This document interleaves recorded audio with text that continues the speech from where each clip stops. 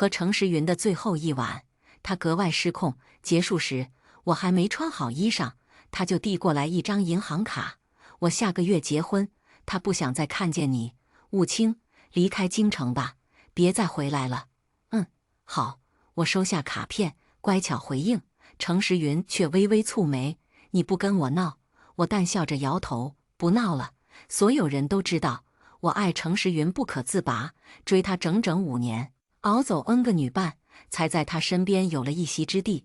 我可以不要命地替他挡子弹，也能穿上围裙为他做羹汤，所以没人相信我能眼睁睁看着程时云娶其他女人。程时云也不信，甚至有人担心我会去婚礼现场闹事，但他们不知道，我早已答应妈妈回老家相亲。只是当我坐在咖啡厅，面对着2张一模一样的英俊面孔时，整个人都懵了。这2个不太好吧？01，我躺在绵软的床榻上，附在我上方的程时云，额头渗出点点汗珠，深邃的双眸一错不错地盯着我。每到此时，他总喜欢开着灯。依稀记得第1次和他过夜时，我根本不敢直视他的眼睛，羞涩地往他怀里躲，而他吻着我的额头，闷声笑，不是说爱我爱得要发疯，这会儿躲什么？一晃3年过去，我早已习惯他在床地间的放浪。可我们也即将走到尽头，今晚的程时云格外失控，尽管在床上，他从不是温柔挂，但也从未有如此粗暴的时候。结束时，我累得连胳膊都抬不起，他倚在床头，懒散抽着烟，歇了半晌，我才捡起地板上的裙子，还没来得及穿，耳畔忽然传来他低沉的、暗哑的嗓音：我下个月结婚，他不想再看见你。他捻灭烟蒂，递给我一张银行卡，这里是1000万，务清，离开京城吧，别再回来了。攥着衣裙的手指蓦地收紧，指尖因用力泛着青白，点点色意在心头蔓延。我闭了闭眼，强忍着泪意，接过卡片，乖巧回应：好。我的温顺反倒令他蹙起了眉。你不跟我闹？我淡笑着摇头，不闹了。最近1月，他对我十分冷淡，我早就有了分开的心理准备。只是我本来以为程时云对我至少是有几分真心的，可第2天晚上，在他常去的会所，我却意外听到他和兄弟的对话。兄弟问他：你真把林务清给甩了？他对你那么死心塌地，这3年你身边又只有他，咱哥几个还真以为你会和家族对抗，娶她回家呢。程时云把玩着打火机，漫不经心地笑：娶她？想什么呢？她还不配嫁给我。众人都听出他语气里的轻蔑，不禁面面相觑。又有人狐疑地问：你若是不爱她，怎么还留她在身边那么久？程时云挑眉：她干净听话，也让人省心，我懒得再换其他女人而已。我站在虚掩的门外，犹如被兜头浇了桶冰水，浑身发寒。是啊，我多听话呀，甚至舍不得他因我皱一下眉。他让我往东，我从不向西；他让我站着，我绝不坐下。这3年，我只闹过2次，一次是因为在他衬衫上发现口红印，一次是我看到有女明星坐在他腿上，我一句话没说，伤心的拎包走人，一连几日不见他。2次都以程时云封杀对方结束。他那样高高在上的人，破天荒头一回耐着性子解释是他们投怀送抱，我压根就没接受。务清，有了你之后，我没碰过别人，别闹了，跟我回家。外人提起程家3少爷，都说他嚣张狂妄，所以他给我的这一点点温柔，便让我误以为他对我是有感情的。可原来他和我之间的种种，从来都与爱无关，只不过是因为我足够令他省心。这3年都只是我的一厢情愿罢了。既是如此，我还有什么好舍不得的呢？我开去眼角的泪，转身订了回青城的机票。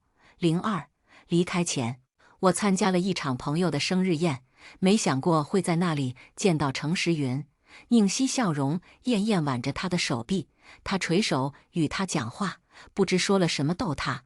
他气鼓鼓地瞪眼撇嘴，伸手去掐他，掐得他直喊疼。他犹不解气，哼了一声。偏过头去，程时云放低身段哄他，声音竟是我不曾听过的柔软。他抱住他，一点点地啄他的唇，直到他的态度软化。我从未见过这样的程时云，卸掉所有戾气，眼神饱含无限宠溺。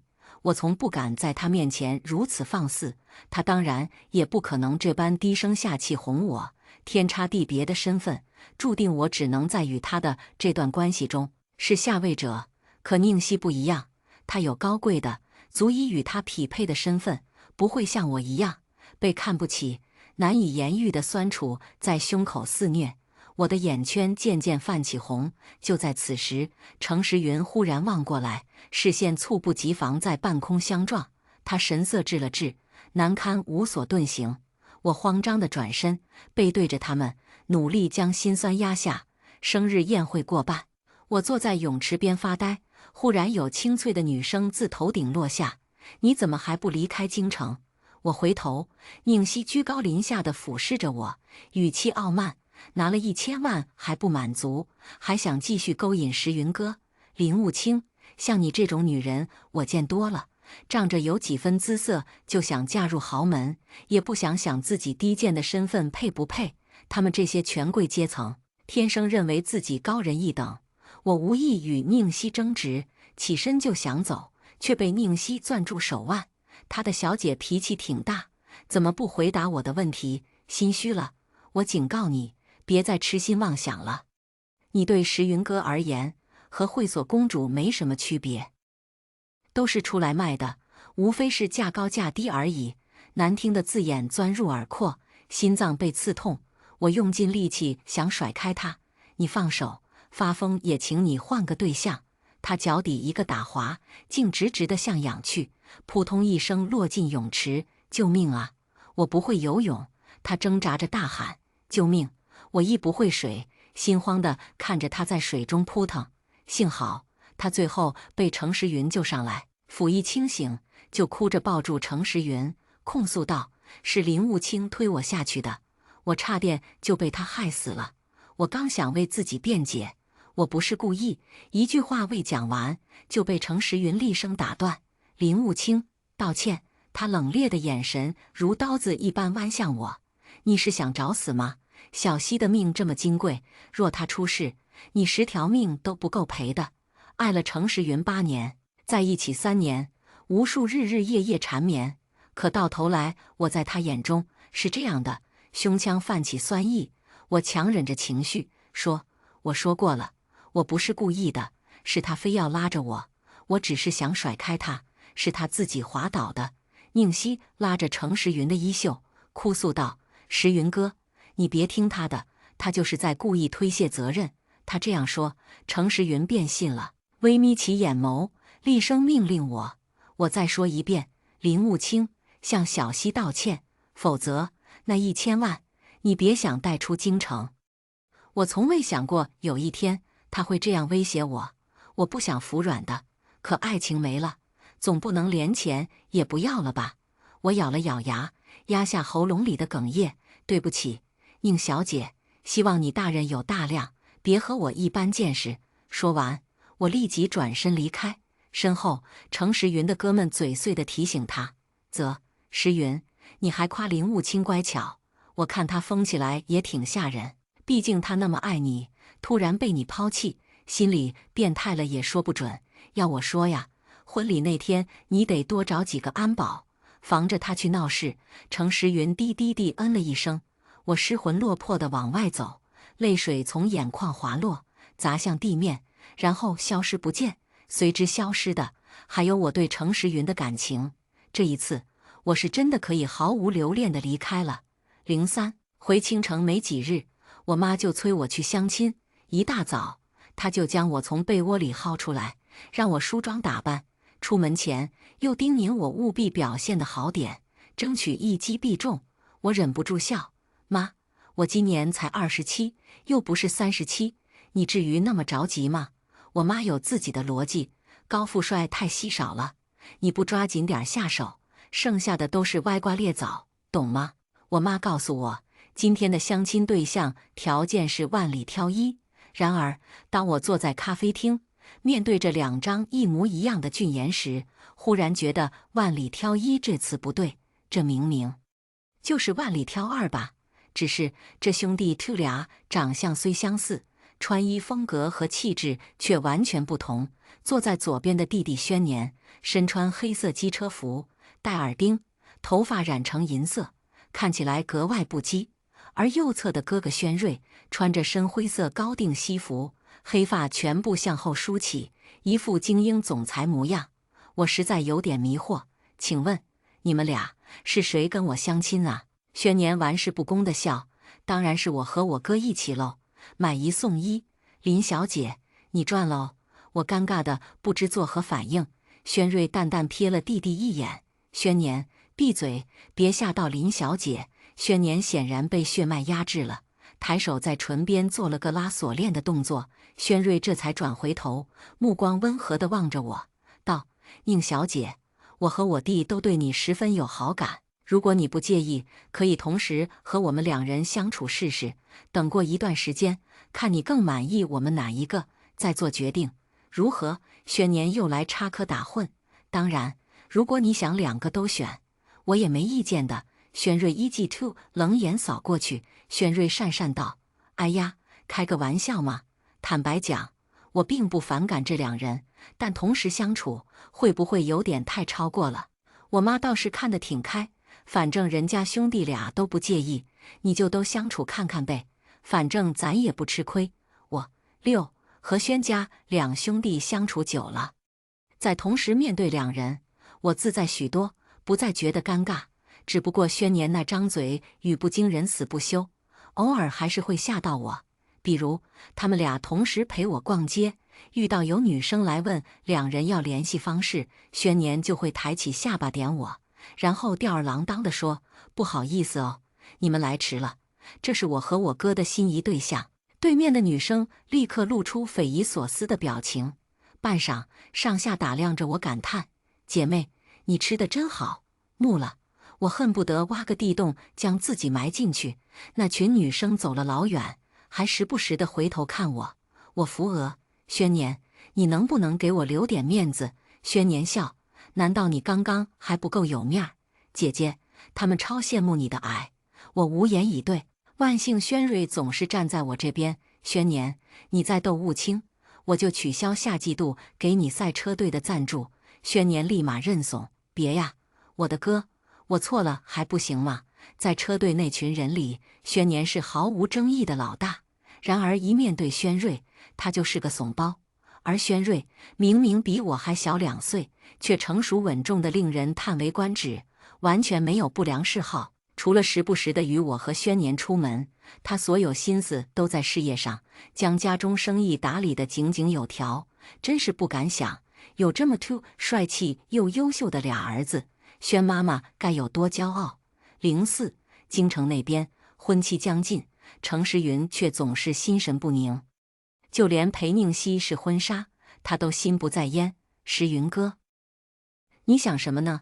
宁熙喊他好几声，他才回神。怎么了？宁熙郁闷地咬了咬唇。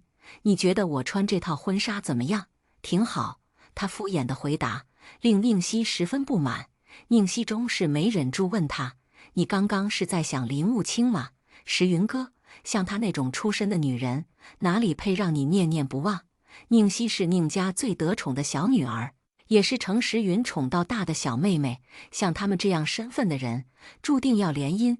相比较娶个陌生女人，自幼相熟的宁熙说想嫁给他，程时云更能接受。或许他不能回馈他同等的爱，但他可以一生一世宠他护他，不让他受任何委屈。但凡有人敢欺负他，他会毫不犹豫地替他打回去。面对宁熙的质问，程时云第一反应还是好声好气哄他：我刚刚在想蜜月旅行带你去哪玩，怎么可能想别的女人？好不容易将宁熙哄好，试过婚纱，2人又去吃晚餐，最后他将宁熙送回家，开着车漫无目的地在街道游荡。不知怎地，竟开到林务清曾经住的公寓楼下。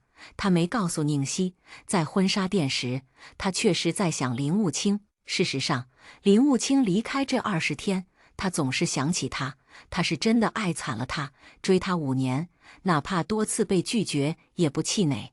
3年前在澳洲，他突遇枪击，他想都没想就冲上来护住他。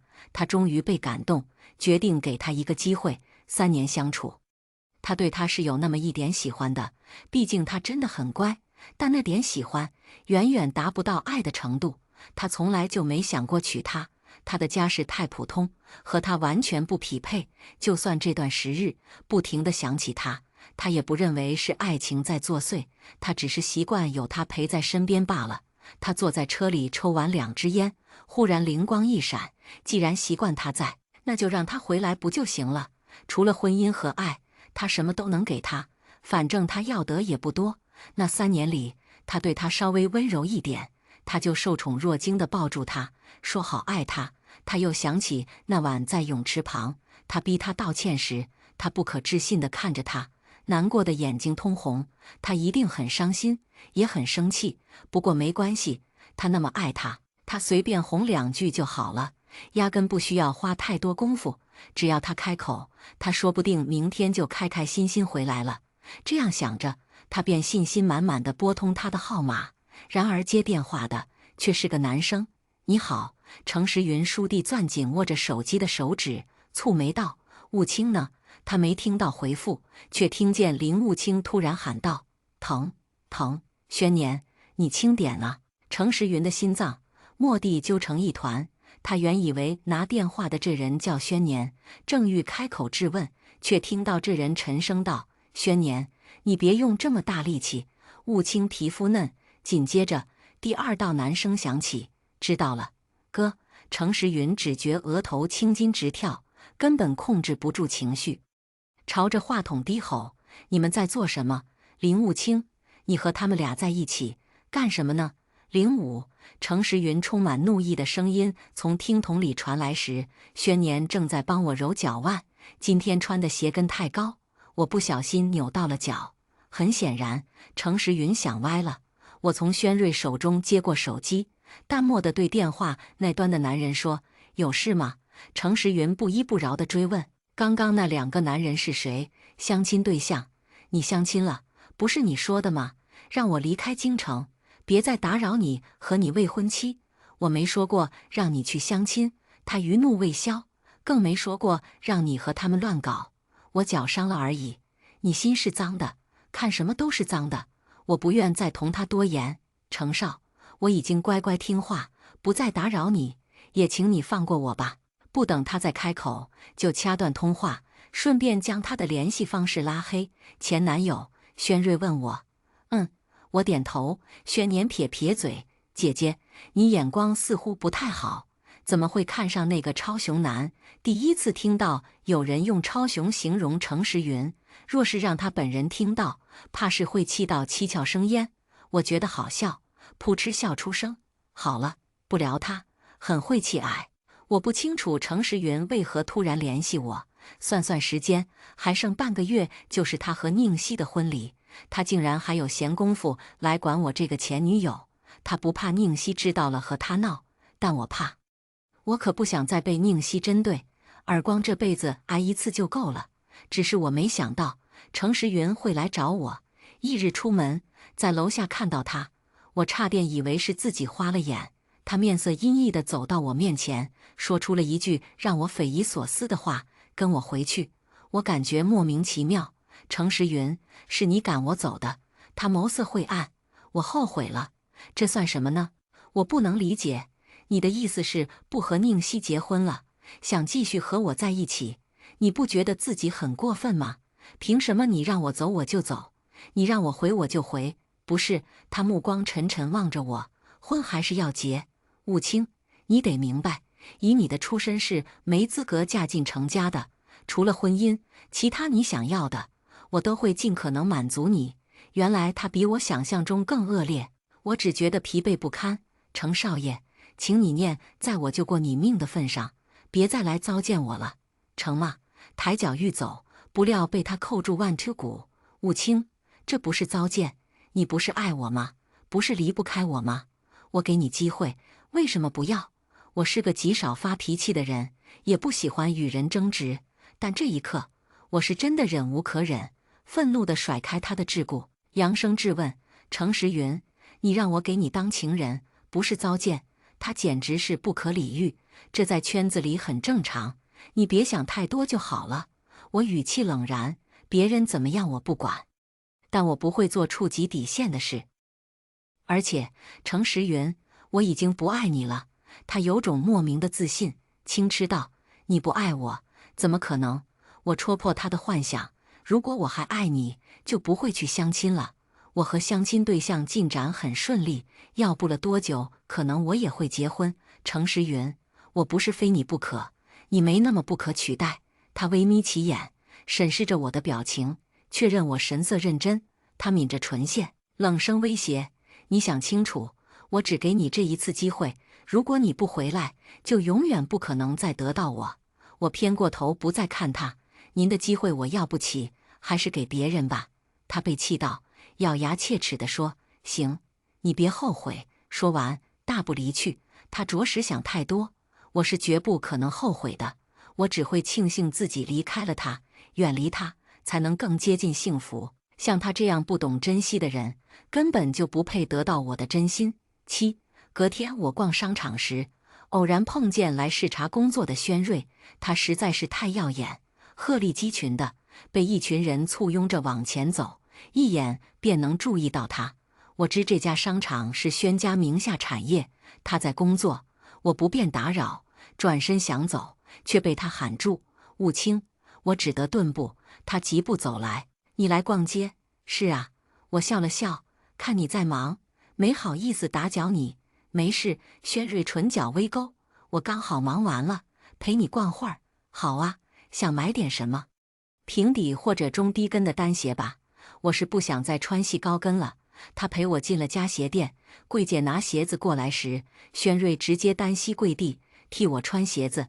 那柜姐显然认出了轩瑞的身份，眼睛唰的一下瞪大了，察觉到他八卦的目光。我不自在地抽回脚，压低声音提醒轩瑞：好多人看着呢。轩瑞笑得从容淡定，看到又如何？他们还管得着我献殷勤？他如此坦荡，倒显得我太扭捏。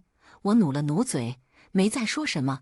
试了2双鞋，我都很喜欢，准备去收银台，却被告知轩瑞已付过款。这牌子的鞋价格昂贵，我没占人便宜的习惯，可转账给轩瑞，他又退回。我没办法，退一步道：那我请你吃晚餐好吗？他欣然同意。好啊。菜还没上完，轩年突然出现，他喘着粗气，像是快步跑来的。我惊诧不已：你要一起吃吗？哥，你犯规了。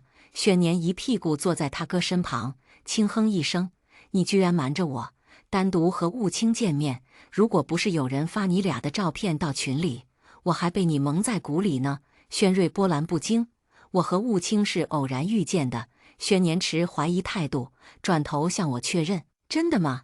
我点头，他才相信，转头又对轩瑞道：哥，说好了公平竞争，你可不准开小灶。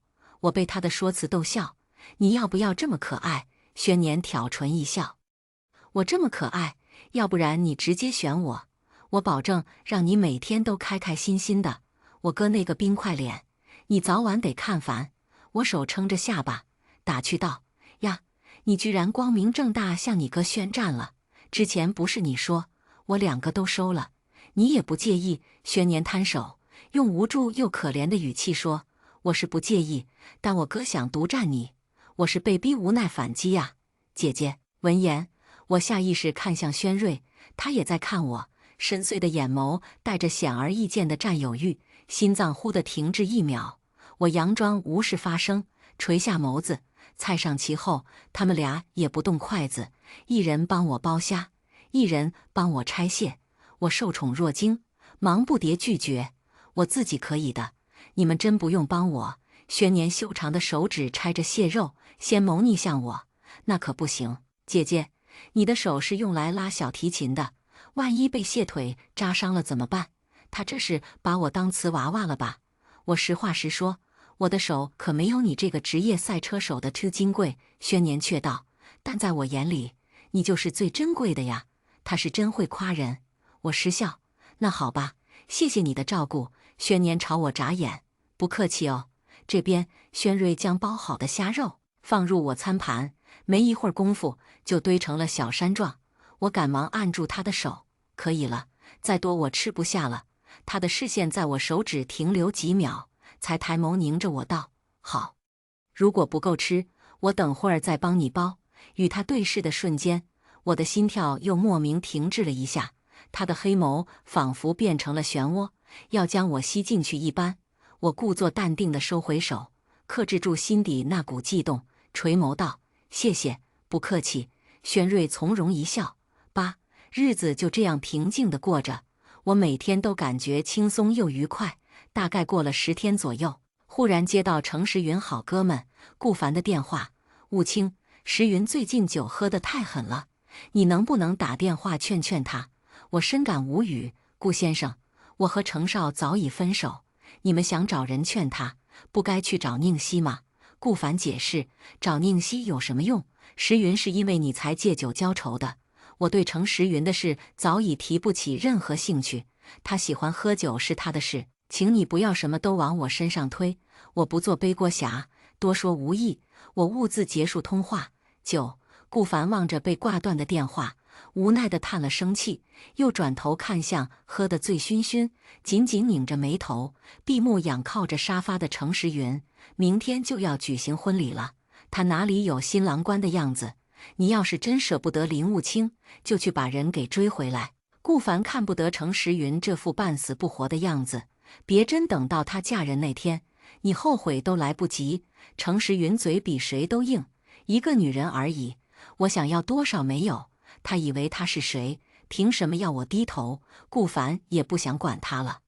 行，您就继续嘴硬，早晚有你哭的时候。顾凡离开后，空荡荡的客厅显得格外冷清。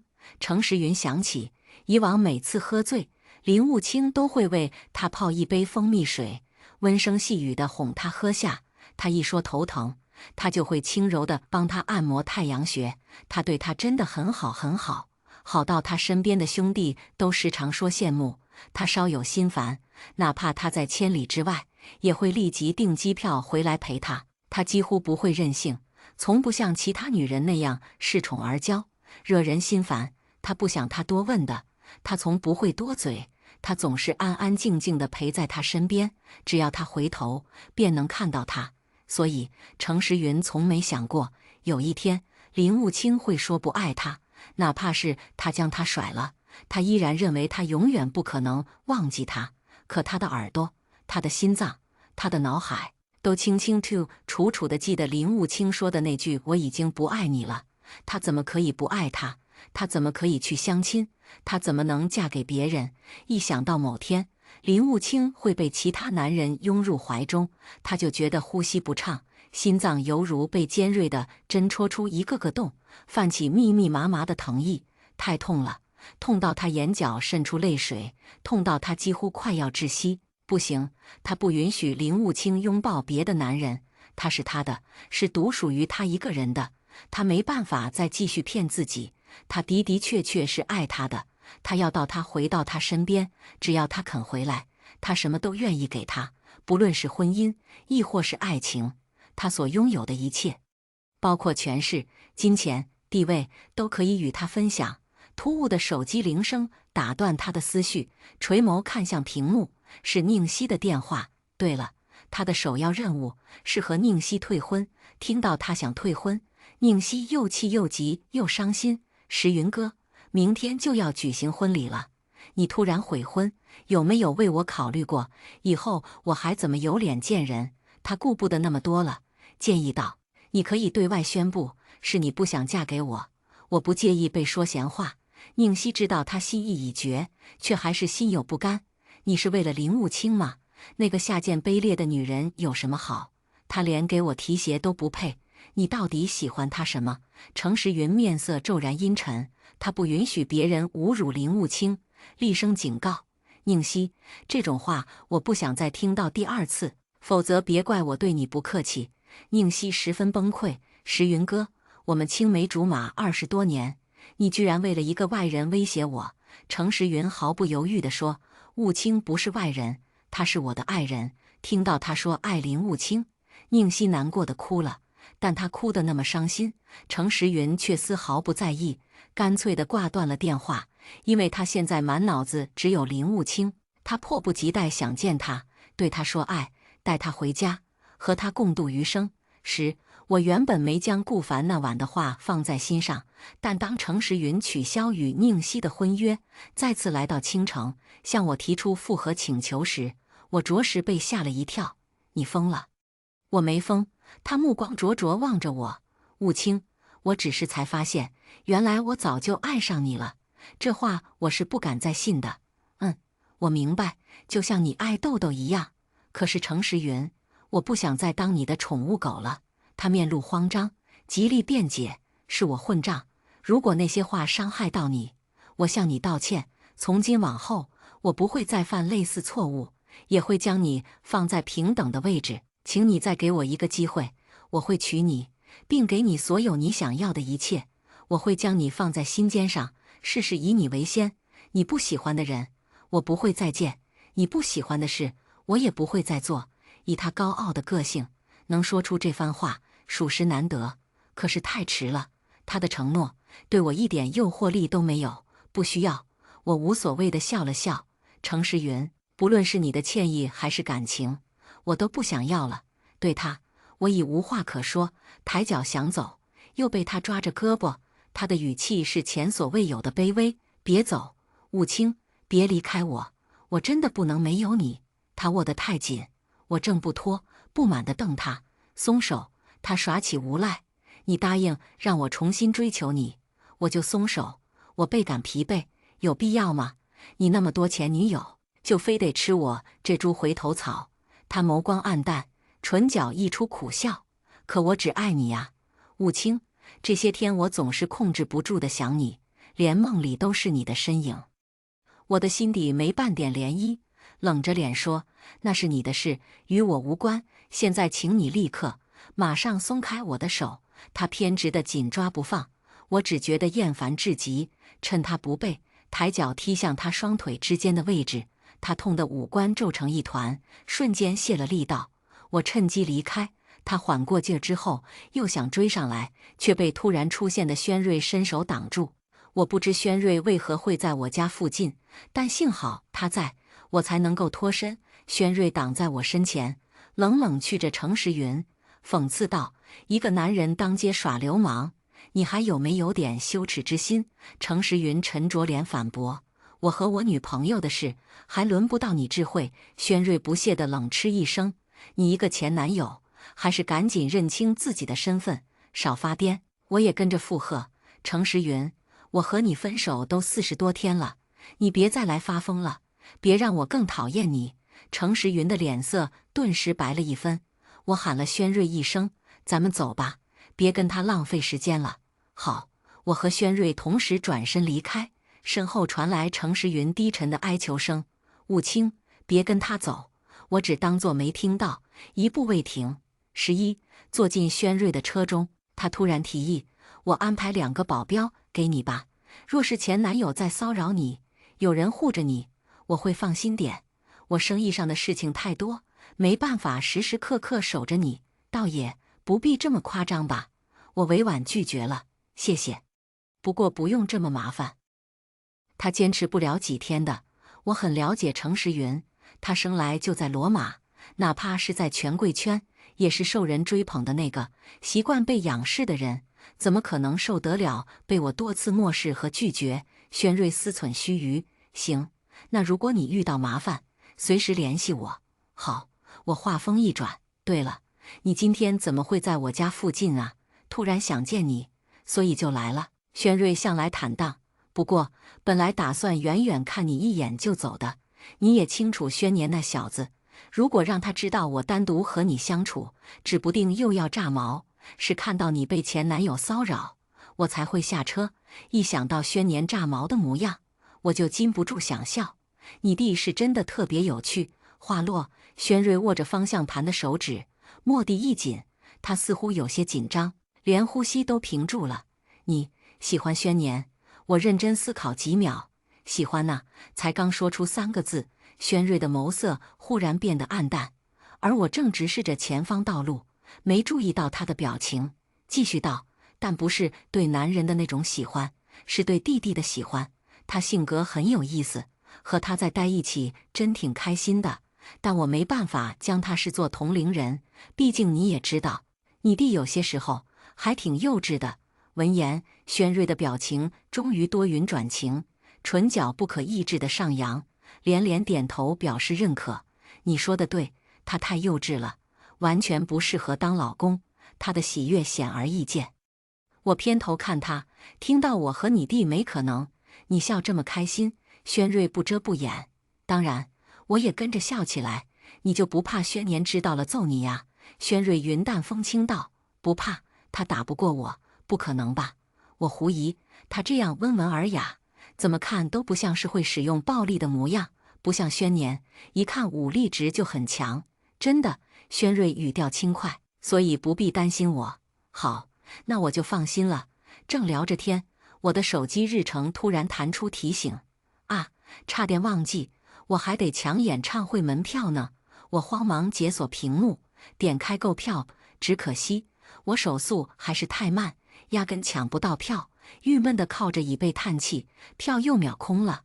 我到底什么时候才能看上演唱会？轩瑞扫了眼我的手机界面，没关系，我可以直接问主办方帮你拿票。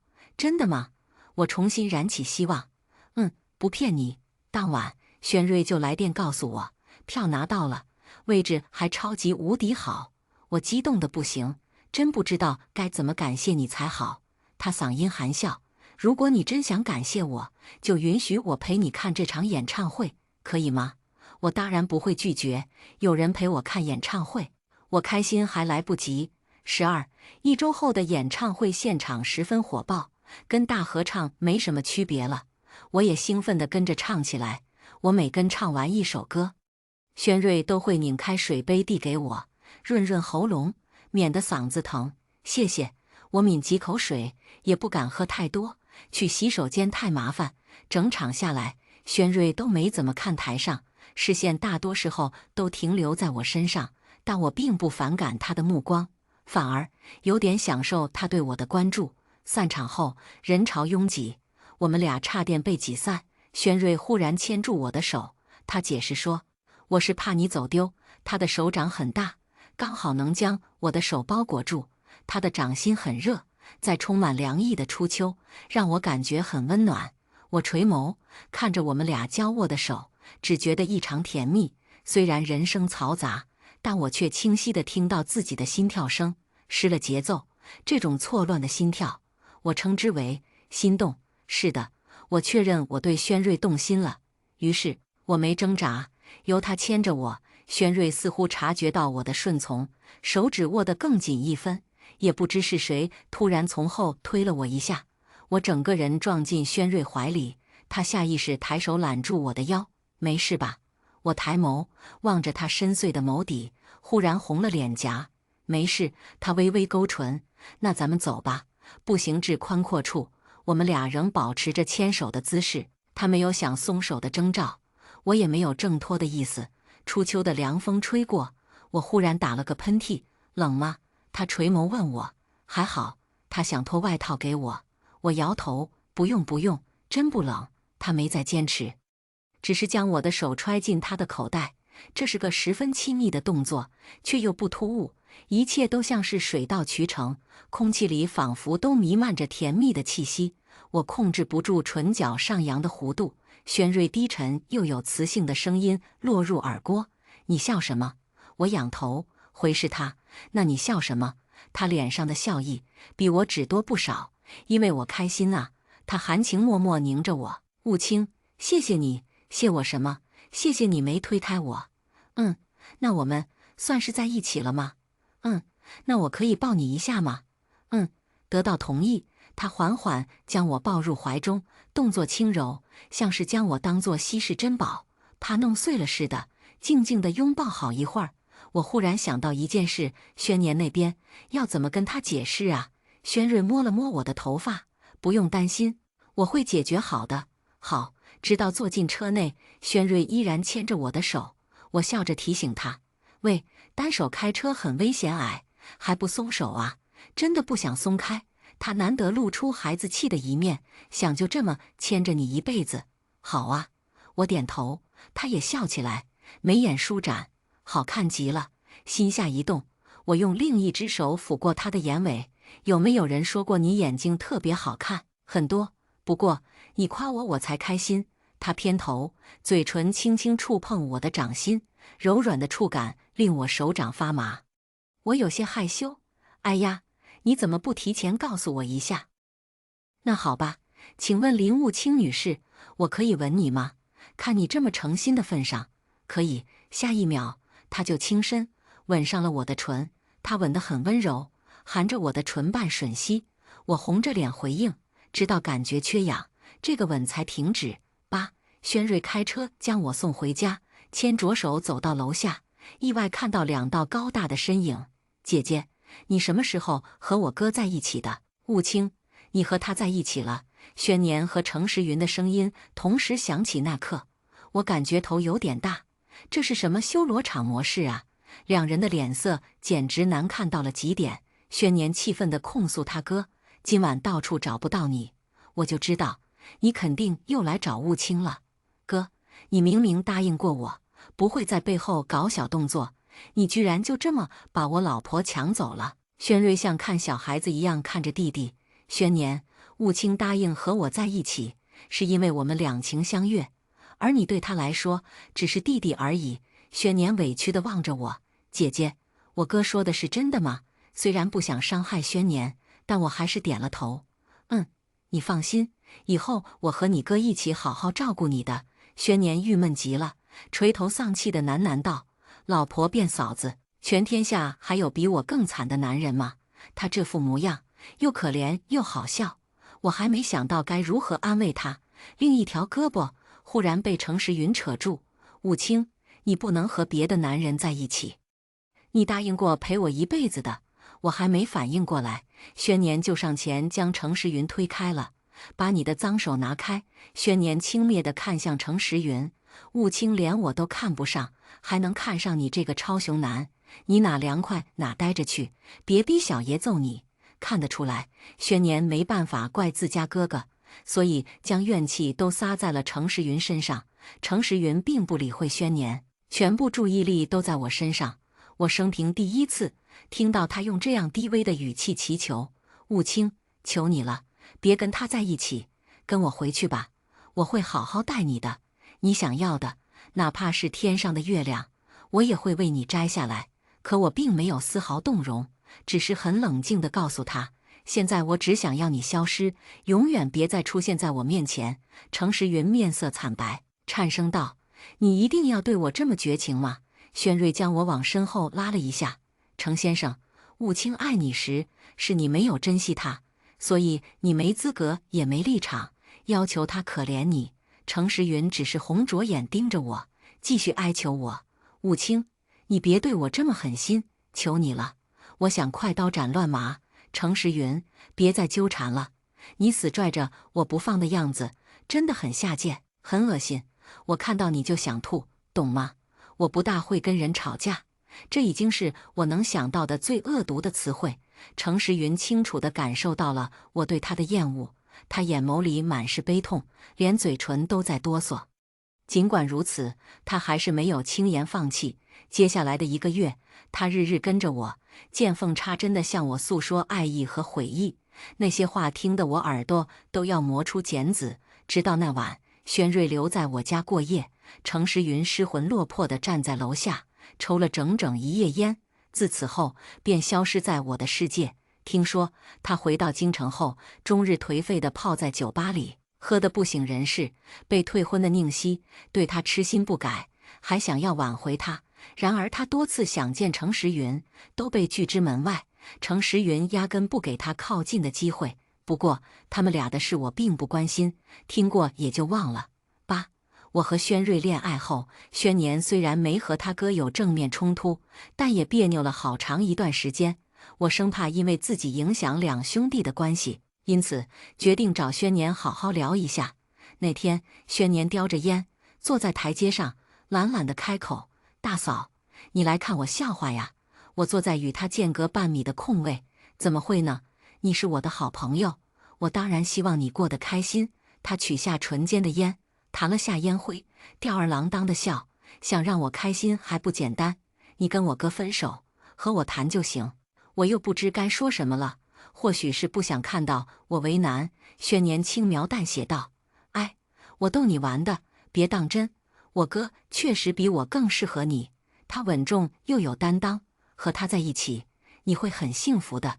至于我嘛，你不用担心，我很潇洒的，要不了多久就会把你忘了。”可我分明看出他笑容里的苦涩。轩年，我想安慰他，你真的很好，谁和你相处都会喜欢你的。他眼圈微红，偏头躲开我的视线，缓了缓，才说：“你知道我和我哥第一次见你是什么时候吗？”我愣了下，不是那次相亲吗？轩年摇头，当然不是。轩年第一次遇见林务清是在3年前的澳洲，当时他去澳洲参加比赛，而轩瑞在澳洲出差，恰巧与林务清以及程时云住在同一家酒店。那时的林务清还没有成为程时云的女朋友，轩年就那么看着林务清，每天追着程时云跑，对他嘘寒问暖，给他端茶送水，哪怕程时云并不在意他，他也丝毫不气馁，还是一如既往地对他好。轩年当时特别不能理解，怎么有人能在完全得不到回应的情况下，就对别人掏心掏肺。他和哥哥打赌，我觉得他最多再坚持2个礼拜，保准的打退堂鼓。轩瑞却持相反看法，未必。事实证明，他哥的眼光比他准多了。1个月后，在澳洲的街头，一场混乱的枪击案中，林务清竟然替程时云挡了枪。轩年至今仍记得那天林务清的白色裙子被鲜血染得嫣红，他看到林务清奄奄一息躺在程时云怀中，深感震撼。同样感到震撼的还有轩瑞，他们不明白，怎么有人那么傻，傻到不求回报，不顾性命的付出。在澳洲的医院里，兄弟俩悄悄去看了一次林务清，确认他脱离危险，他们才启程回国。然而此后3年，那抹白色的身影却始终不曾在2人记忆中消失。在后来机缘巧合下，他们得知林务清和程时云分了手，打算回青城相亲，2人都不想退让，于是决定公平竞争，输给轩瑞。轩年虽然郁闷，但还是坦然接受了。一个是他的哥哥，一个是他爱的女人，他只希望这2人能长长久久的幸福。我不知道，原来我和轩瑞、轩年的故事开始的那样早。我犹处在震惊中不能回神，轩年已经起身，唇角又噙着惯有的玩味的笑。好了，从今天开始，你就是我认定的嫂子了。你和我哥的喜酒，我一定会多喝几杯。他左手插兜往前走，抬高右手随意摆了摆。行了，我先走喽，不耽误你和我哥约会了。我可没兴趣当电灯泡。我这才看到轩瑞正阔步朝这边走来，两兄弟擦肩而过时，轩年故意撞了下哥哥的肩膀，又嘚瑟地抬起下巴：“不好意思啊，我没看到你。”轩瑞被弟弟的幼稚弄得哭笑不得，轩年还是那副傲娇的模样：“祝你和嫂子白头偕老。”然后轻哼了一声，大摇大摆地走人。轩瑞望着弟弟远去的背影，轻声笑了。我走上前，挽上轩瑞的臂弯，感觉他应该是释怀了。轩瑞亲了下我的额角。晚上想吃点什么？你给我做清蒸鱼行吗？当然可以。夕阳染红了半边天空，我们手牵着手漫步走。我笑着问他：“原来你3年前就中意我了呀？轩年都告诉你了？”他温柔地注视着我，缓声道：“在澳洲时我就在想，如果能拥有你，此生就了无遗憾了。幸好命运眷顾我，最后还是把你送到我身边。”我笑盈盈地望着他，看在你爱我这么久的份上，给你点奖励好不好？他好奇地挑眉：“什么奖励？”我踮脚凑近他耳畔，轻声道：“今晚我穿黑色蕾丝，怎么样？”他喉结滚动了一下，黑眸染上玉色，哑声道：“好。”我想这必定是个很难忘的夜晚。第一个故事就分享到这里了，接下来的故事更精彩。我和程之义相爱多年，可他出国后却跟别人订了婚。后来他回国，我看见他搂着未婚妻，眼里是藏不住的深情。程之义笑着看向我，眼神戏谑：“你以为我会喜欢上你一个瘸子？”他忘了，当初为了救他，我义无反顾地从楼上跳了下去，而代价是我的一条腿。一时间，我从女友变成小三，人人喊打。可当我选择离开成全他们时，程之义却从婚礼上出逃。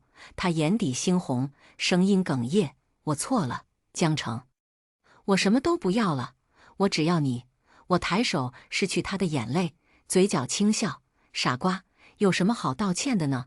我又没打算原谅你。”程之义回国了，作为他的女友，我看到新闻报道才知道这个消息。这2年他在外国，杳无音讯。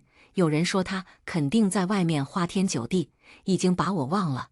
我听到只是笑笑，坚定地说：“不会的，他离了我会活不下去的。”可当我来到程之义公司楼下，听到身后传来暗哑和带着宠溺的声音，我错愕地回过头，发现他正亲密地搂着一个女人，谈话间眼里是藏不住的深情。我激动地拦在他们面前：“你们这是在做什么？”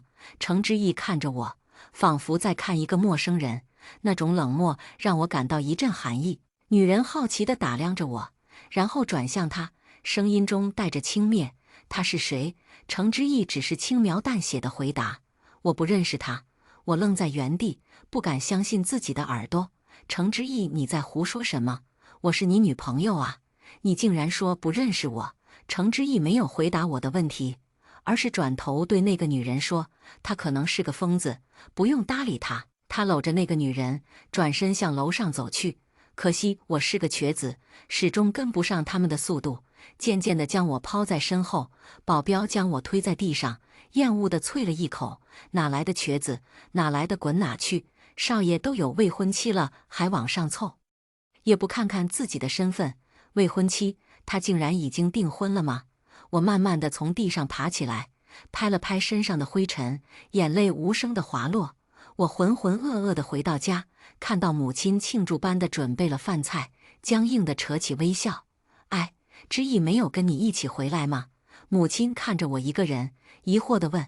为了不让他担心，我回答：“人家现在当上老板了，当然是带我去吃大餐了。他现在很忙，腾不出时间过来。”我害怕母亲看出我的谎言，忙低着头扒着饭菜。我就知道之义这个孩子一定会出人头地。母亲看着我笑道：“你的好日子要来了。”好日子估计还没开始就要到头了。母亲敲着我的脑袋：“嗔怪，不是吃过了吗？怎么还是这么急？大餐哪有你做的好吃？”我听到自己的声音有一些抖，于是故意大声地开鼻子，手机震动起来。我心中涌起一丝期待，几乎是颤抖着手拿出手机，屏幕上显示的是一个陌生号码。此刻，我多希望这是程之义的电话。“喂！”我的声音带着颤抖，带着不确定。“我在街角的咖啡馆等你，我们谈谈。”电话那头传来的声音冰冷而熟悉，是沈佳，程之义的母亲。沈佳看到我来后，一脸不屑：“你去找之义做什么？你这个疯子，不要再来打扰我们的生活了。”他的话语尖锐而刺耳，每一个字都像是一根针扎在我心上。我冷冷地看着他：“为什么不能？我是他的女朋友。”沈佳轻蔑地笑了：“他都不记得你了，还女朋友？他出了一场车祸，很多事情都不记得了，包括你。”沈佳的话像一颗重磅炸弹在我耳边轰然炸响。电视剧里发生的狗血桥段，居然发生在了我的身上。程之义不记得我了，我们所有的回忆，所有的承诺，所有的爱，就这样被一场车祸抹去了。你觉得我会信？我抬头看着他，试图掩饰自己的慌张。沈佳不耐烦地说：“我管你信不信，之义现在需要的是能够帮助他事业的人，而不是像你这样只会拖累他的人。”我坚定地开口：“我会告诉他真相，他了解一切后，自然会回到我身边。”沈佳嗤笑着：“你认为他会选择相信一个陌生人，还是他最亲近的母亲呢？我看着面前虚伪的女人，恨不得把她的面具撕碎。你说出这句话不嫌恶心吗？你之前抛弃他，害他轻生，见他失忆了，又开始利用他。沈家的嘴角勾起一抹冷笑，轻声道：“资格，就凭我是他的母亲，我就是要榨干他所有的价值。你……”我气急，抬手给他了一巴掌，然后手就被人抓住，是程之意。他反手给了我一个响亮的耳光。我脑海一片空白，被扇耳光带来的痛楚，也无法抵挡那种屈辱的感觉。我宁愿程之意是变心了，这样我就可以理所当然的恨他。可他现在这样，却让我恨都恨不起来。你算什么东西，也敢对我母亲动手？程之意的声音在我耳边回荡，充满了愤怒。沈家在一旁冷笑，对我的遭遇感到满意，仿佛这一切都在他的预料之中。我直视着程之意的眼睛，试图找到曾经那个温柔体贴的他的影子，但我只看到了陌生和冷漠。我不可置信地看着他：“你居然为了他打我？之意，沈家他骗了你？你真的什么都不记得了吗？”我的声音几乎在哀求，希望他能记起点什么，哪怕是一点点。我不管你是谁，也不管你和我有过什么，现在你对我来说只是一个陌生人。程之意的眼神中没有一丝动摇。还有，你再敢污蔑我母亲，我绝对不会放过你。没事的，我安慰自己，他只是不记得了。可是还是没忍住，眼泪喷了出来。我连忙去用手背抹，结果越抹越多。对他而言，我就像一个迫切想要为自己脱罪的死刑犯。我看着程之意离开的背影，是那么的决绝。我回到家，蜷缩在床上，阴雨连绵的天气使我的腿刺痛起来，仿佛在不断提醒我，这一切都不值得。昏昏沉沉的，我做了个梦，梦到我刚遇见到程之意的那年。我看见他坐在医院的窗口上，正背对着我。他缓缓张开双臂，像是要纵身往下跳。我急忙扯开针管，飞扑过去，没抓稳，随他一起掉了下去。我将他紧紧护在怀里，掉在楼下一块破旧床垫上。我为了救他，瘸了一条腿。程之意说，他从来没见过我这么傻的人。他一个私生子，连母亲都抛弃了他，而我一个跟他毫不相干的人，却会救他。我拉着他的手，直视着他的眼睛，不要为不值得的人放弃生命，你要变得更好。然后狠狠打他们的脸。程之意红了眼眶，你才认识我多久，就这么相信我？我笑着，没关系，我们会有一辈子的时间认识。一天，程之意来到我工作的地方视察，我所在的公司也是程家名下的企业。程之意看到我时，眉头紧锁，仿佛我阴魂不散。他对我说，我不否定过去，也不想牵扯未来。他陪我度过了所有黑暗的日子，要不是他，我早就死在过去了。我不能错过他。程之意说着，脸上逐渐挂起笑意。他说的是林沁，这段故事无比熟悉，只不过我不是这个故事里的主人公。你会带他去海边放烟花吗？你会为他讲睡前故事吗？你会愿意耐心地将苹果削皮切块，亲手喂给他吗？你会不会一遍遍告诉他，我爱你？程之意木然地站着，愣了好久，然后他还是冷漠地开口，我现在爱的人是林沁，你不用再纠缠我了。我看着他，眼前一片模糊。过去发生的一切，一句轻飘飘的，让他们都过去吧，就能装作什么都没发生过吗？程之意显得有些不耐烦。那你想怎样？要钱？我可以给你，只要你不再出现在我们身边。我的眼泪最终还是掉了下来。你这不仅是侮辱我，也是侮辱你曾经的自己。林沁突然出现，我连忙收起自己的狼狈。他走向程之意，之意，我们回家吧。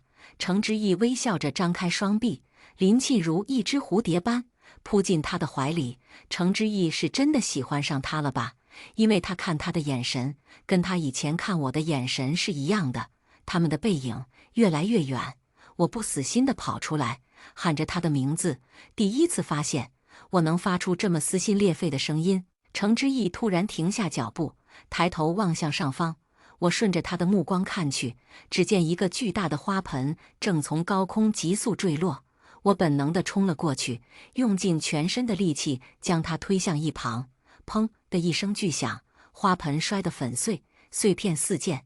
因为用力过猛，我失去了平衡，重重地摔在了地上，手臂和膝盖都擦伤了。火辣辣的疼痛让我几乎喘不过气来。程之义被我推得踉跄几步，稳住身形后，他立刻转身，但他的目光并没有落在我身上，而是直接看向了林沁。林沁被这突如其来的变故吓得脸色苍白，程之义迅速跑过去，将他紧紧抱在怀里，轻声安慰着。我躺在地上，看着他们亲昵的样子，疼痛和失望交织在一起，让我几乎无法动弹。程之义似乎终于意识到了我的存在，他目光在我身上停留了片刻，但很快又回到了林沁身上。我咬紧牙关，强忍着疼痛，慢慢地从地上爬了起来，一瘸一拐地离开了这个让我心碎的地方。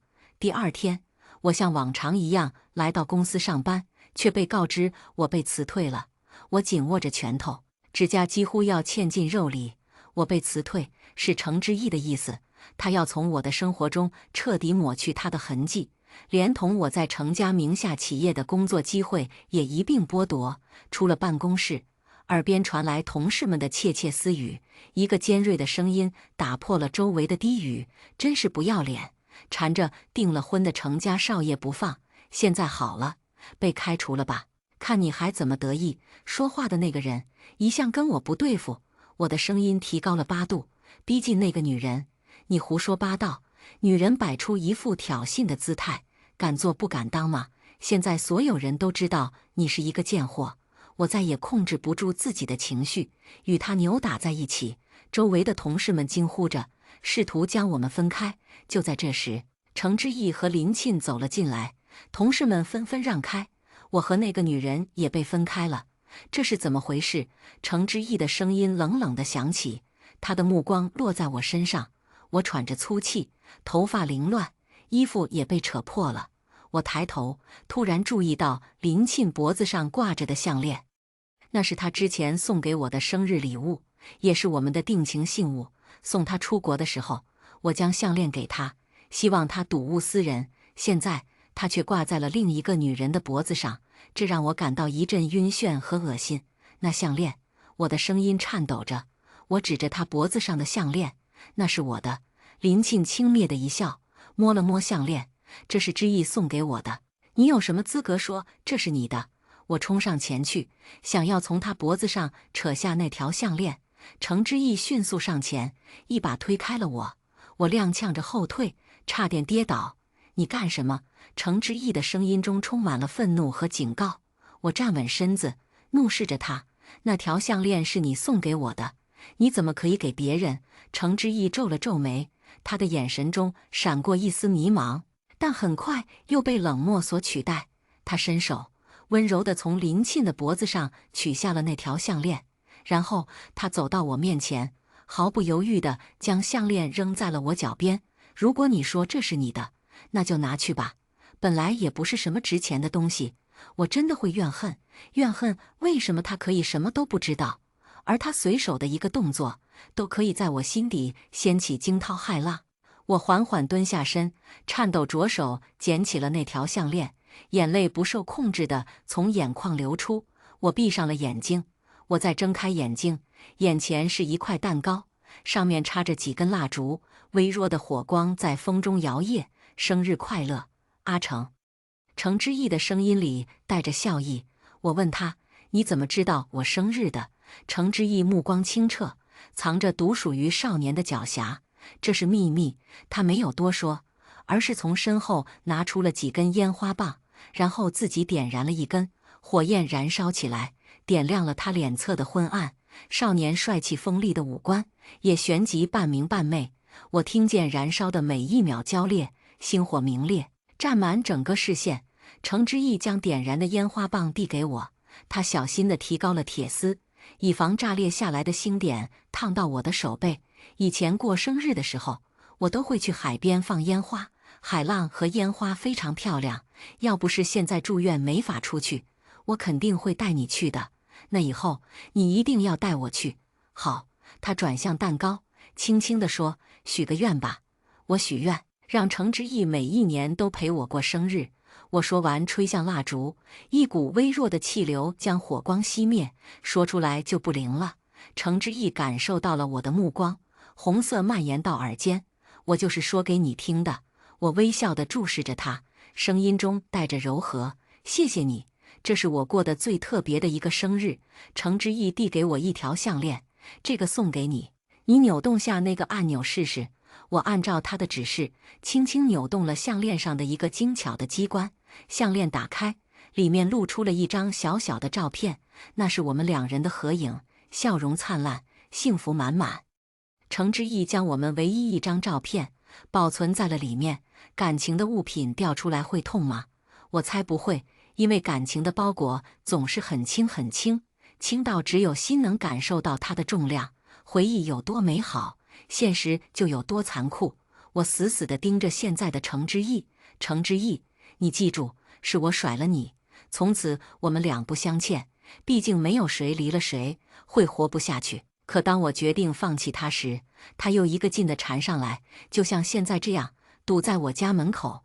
程之义，你是不是犯贱？程之义的脸色在听到我的话后变得阴沉。我犯贱？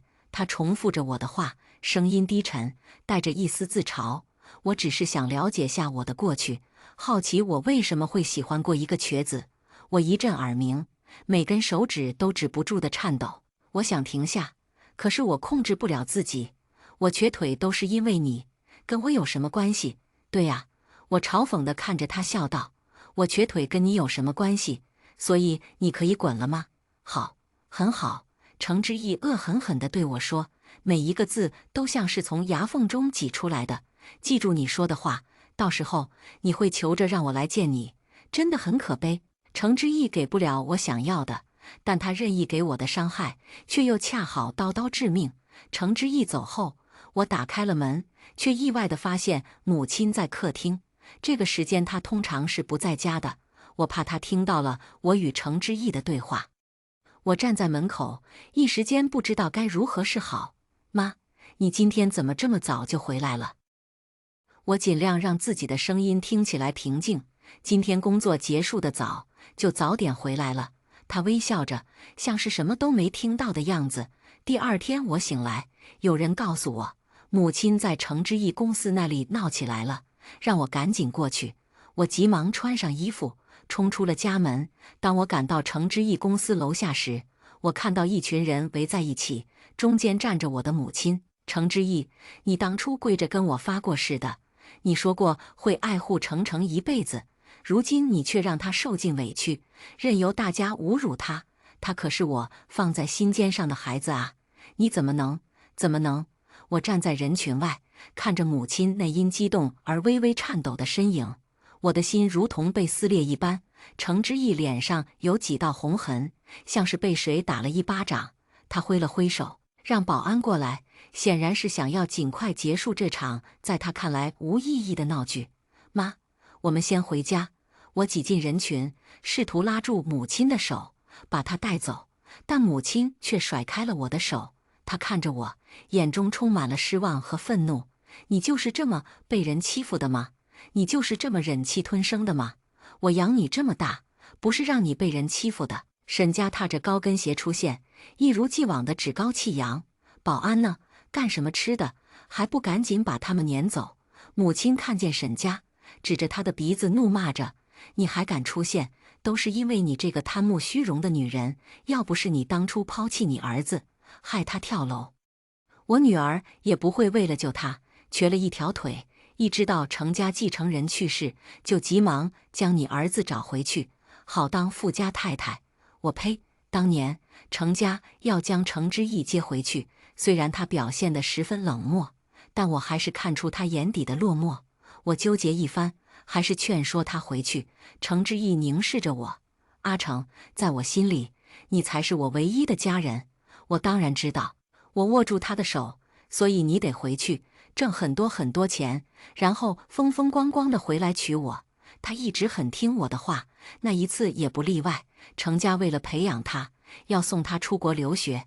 那一刻，我心中涌起了一丝后悔，但转念一想，他将来可是要伺候我一辈子的人，学聪明点也没什么。结果他离开后就再也没有回来。沈家一脸慌乱，他急忙转头对身边的保安喊道：“快点，把这些闹事的人赶出去，不要让他们在这里丢人现眼。”保安们强硬地将我们推开，在推搡中，母亲被推倒在地，身体摔在了坚硬的地板上。妈！我惊呼一声，急忙蹲下身去查看她的情况。她的眼睛紧闭，呼吸微弱。我跪在冰冷的地面上，将母亲小心翼翼地护在怀里，大吼着：“你们都滚开，滚开！”程之义穿过围观的人群，快步走到我身边。我已经打了急救电话了，他们马上就到。你不要着急。他还是一副云淡风轻的样子。他表现得太过于平静，显得我像个疯子。我的情绪在这一刻达到了顶点，我猛地扯住他的领带，打了他一巴掌，哭得崩溃。我恨你，我恨你！到了医院，经过检查，医生告诉我说，母亲已经癌症晚期，治愈机会很渺茫，让我做好心理准备。我的手脚直冒冷汗，浑身发抖，即使按着胸口，胃里也翻江倒海。怎么可能？母亲明明之前还跟我有说有笑的，怎么突然就生病了呢？我真的好害怕，好害怕她也会离我而去。化疗的费用高昂，家里的积蓄已经所剩无几。我开始四处奔波，向亲戚朋友借钱，可是还是不够。于是我只能找上程之义，他的眼神是那么平静，是根本不关心，还是早就知道了什么？我没心情想，我麻木地恳求着他：“我求求你，能不能借些钱给我？”程之义揉着太阳穴，没有说话。我跪下来，求你了。他一脸愤怒走到我面前，想将我扯起，发现根本拉不起像一身烂泥的我。我让你站起来，听到没有？我站起来，你就会借我吗？他冷哼一声，表示同意。谢谢你，真的谢谢你。泪水再次模糊了我的视线，我努力抑制着哽咽，泪却停不下来。他揉着头，似乎很痛苦，可我再也不在乎了。随着时间的推移，母亲的病情并没有好转，反而越来越严重。我站在病床边，目光无法从母亲那消瘦的身影上移开。她轻拍着我的手：“你怎么比我这个生病的人瘦的还多？答应我，不管发生什么，都要照顾好自己。”我紧握着她的手，点了点头，忍不住想哭。可是，一想到如果我哭的话，母亲一定会很难过，所以我使劲咬牙忍着。妈，等你病好了，我们一起回家。我想吃你做的饭了。我看见她眼里反射着我的倒影，笑得很难看。母亲微微一笑，尽管病痛让她的面容显得憔悴，但那笑容依旧温暖如昔。好，我们一起回家。这段时间，程之义经常往我这跑，我看出他似乎想起了些什么，一脸心神不定。母亲的病情让我急得焦头烂额，对于他的试探，我十分烦躁。以前深爱着的脸也变得面目可憎起来。阿成，我听到程之义开口喊我的名字，我感觉自己快被他逼疯了，我几乎吼了出来：“不准这么叫我！”我自私的将失忆前的程之义与现在的他分离。他看着我，沉默了许久。江城，程之义的声音带着一丝颤抖：“我要结婚了。”我不假思索道：“恭喜！”可笑，他想干什么？难道想让我挽留他吗？程之义呆滞了片刻。江城，我知道你恨我，但我恨你。我失笑，你可真看得起你自己。程之义颤抖地把领带扯了再扯，像是喘不过气。他捂着头，十分痛苦，离开的背影显得有些狼狈，脚步匆忙而凌乱，仿佛是落荒而逃。秋天的落叶一片片飘落，终究抵不过时间的流逝。医院下达了病危通知书，母亲静静地躺在病床上，身上插满了管子，呼吸微弱，脸色苍白的几乎透明。我走到床边，轻轻地握住了她的手：“妈，我来了。”她似乎在努力辨认我，嘴角微微动了动，似乎想要说什么，但声音太过微弱，我几乎听不见。我凑得更近一些，耳朵几乎贴在他的唇边。程程，妈妈好痛！听到这句话，眼泪夺眶而出。母亲因为化疗痛苦不堪，夜里常常睡不好觉。妈，睡吧，醒了就不会再痛了。她艰难地摇了摇头。我放心不下你。我看出母亲的顾虑，向她保证，我一定会好好活着，不要担心我。程程，妈妈爱你，我也爱你。我低下头，将脸贴在母亲的手背上，感受着她微弱的温度。机器的滴答声停止了，房间里只剩下我的哭泣声。这几天，我默默地为母亲料理后事，程之义一直守在我身边，似乎怕我寻死。因为长期失眠焦虑，我的身体已经达到了极限。我感到一阵眩晕，眼前一黑。当我醒来时，发现自己躺在医院的病床上，程之义守在我的床边，他的眼神中充满了关切。他手里拿着一个削好的苹果，已经细心地切成了小块。我看着程之义递给我的苹果，心中涌起了一股愤怒。我挥手打翻了他手中的苹果，那些切好的苹果块散落在地上，就像是我破碎的心，无法再拼凑起来。你走吧，我不想看到你。我的声音冰冷，没有一丝温度。你现在该陪的是你未婚妻，而不是我。你这样只会让我恶心。程之义听到后十分难堪。你以为我愿意陪着你？我只是怕你死了，没人还我钱而已。他说完，摔门而去。我闭上眼，终于做了一个梦。梦里，程之义问我想吃什么，我瞥了眼篮子里的水果，随口答道：“苹果，吃吧。”程之义随意地洗了洗，递给我，还没有削皮。他有些无言，可还是拿了把水果刀把苹果皮削了，还没有切块。是，大小姐，他愤愤地切着，还是听话的把苹果切成块。我笑着，得寸进尺道：“我要你喂我，不吃拉倒。”程之义把苹果放到一边，拿起桌子上的一本书读着。我也要看，你念给我听。不可能。落日夕阳下，程之义看着书，时不时传来纸张翻动的声音。我静静地看着他，心里莫名带着暖意。我只念这一次。过了许久，他终于憋不住了：“我还想吃苹果。”你真麻烦，你要习惯的。我看着程之义，他一边念着故事，每次翻页时都会腾出手喂我一块苹果。屋内昏黄的落日阳光打在他脸上，在晦涩也变得明媚起来。最终梦醒，泪如雨下。今天是程之义结婚的日子，市里的所有媒体都去报道这场宏大的婚礼。视频里，阳光透过教堂的彩色玻璃，洒在装饰着白色玫瑰和绿色藤蔓的走道上。算着时间，我拿出手机，拨通了程之义的电话。电话很快接通了。我笑着说：“程之义，我要死了。”说完，我挂断了电话。我是骗他的，甚至懒得装。程之义心急火燎地赶到，却看到捧腹大笑的我。我本以为他会因为我毁了他的婚礼而愤怒，但他却紧紧抱住了我。他眼底猩红，声音哽咽：“你没事就好，你没事就好。”我们好像落入了命运的追逐游戏，总有人在前，另一个人落后。失意的他伤害着深寂的我，不爱他的我伤害逐渐爱我的他。我冷漠地一把推开他：“现在你要失去最后一个爱你的人了。”我指的是林沁。林沁找了过来，甩手就给了程之义一巴掌。我就知道你在这，你让我成了笑柄，你知道吗？你不是爱我吗？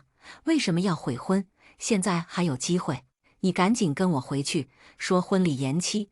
程之义扯开了林沁的手：“我会跟他们说取消婚礼。”林沁一脸震惊，转头看向我，好像明白了什么，气急反笑：“你当初为了我抛弃他，现在又为了他抛弃我，你是不是犯贱？”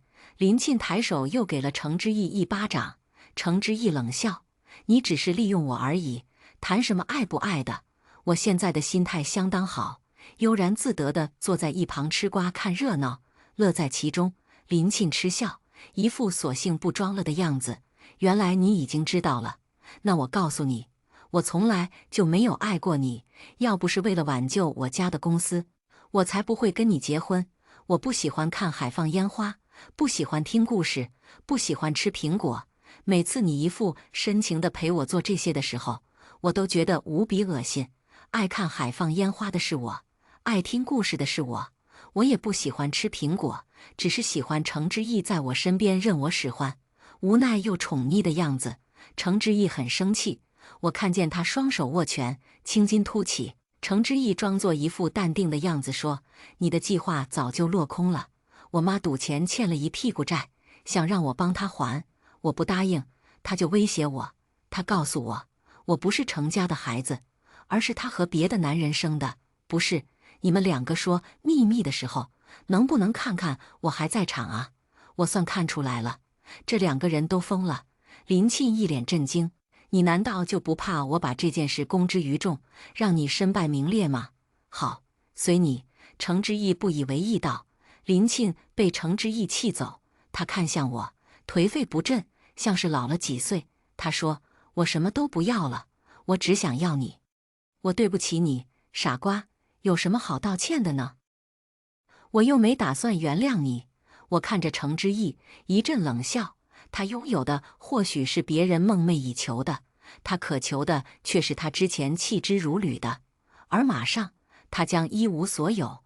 程之意并非程家血脉的消息，如同一颗重磅炸弹，在社交媒体上迅速传播，成为了热门话题。网友们的情绪如同被点燃的火药，瞬间爆发。冒牌货还敢这么嚣张，真是不知羞耻，笑死人了。他妈给程家戴了顶大大的绿帽子，本来就是一私生子。我之前就觉得这个人不怎么样，现在好了，连这个身份都是假的，那他还敢悔婚？见不死他！程之意现在成了众矢之的，不仅被扫地出门，还被网上谴责。我将这些消息一一发出，看着他们在网络上引起轩然大波，林沁最终还是没有出手。我放下手机，透过火车的窗户，凝视着窗外不断后退的风景。此时，我已经远离了那片喧嚣。程之意不会来找我。如果他真的记起了一切的话，他应该知道，我们之间已经没有什么可以挽回的了。明天就是我的生日，我不会再去海边放烟花。以后每年的今天，我只会多准备一只雏菊。程之意番外，江城悄无声息地离开了，只留下了一条项链。他之前那么宝贵它，现在却将它抛弃。我感觉心口有些发闷，喉咙变得干涩。我不想承认自己害怕了。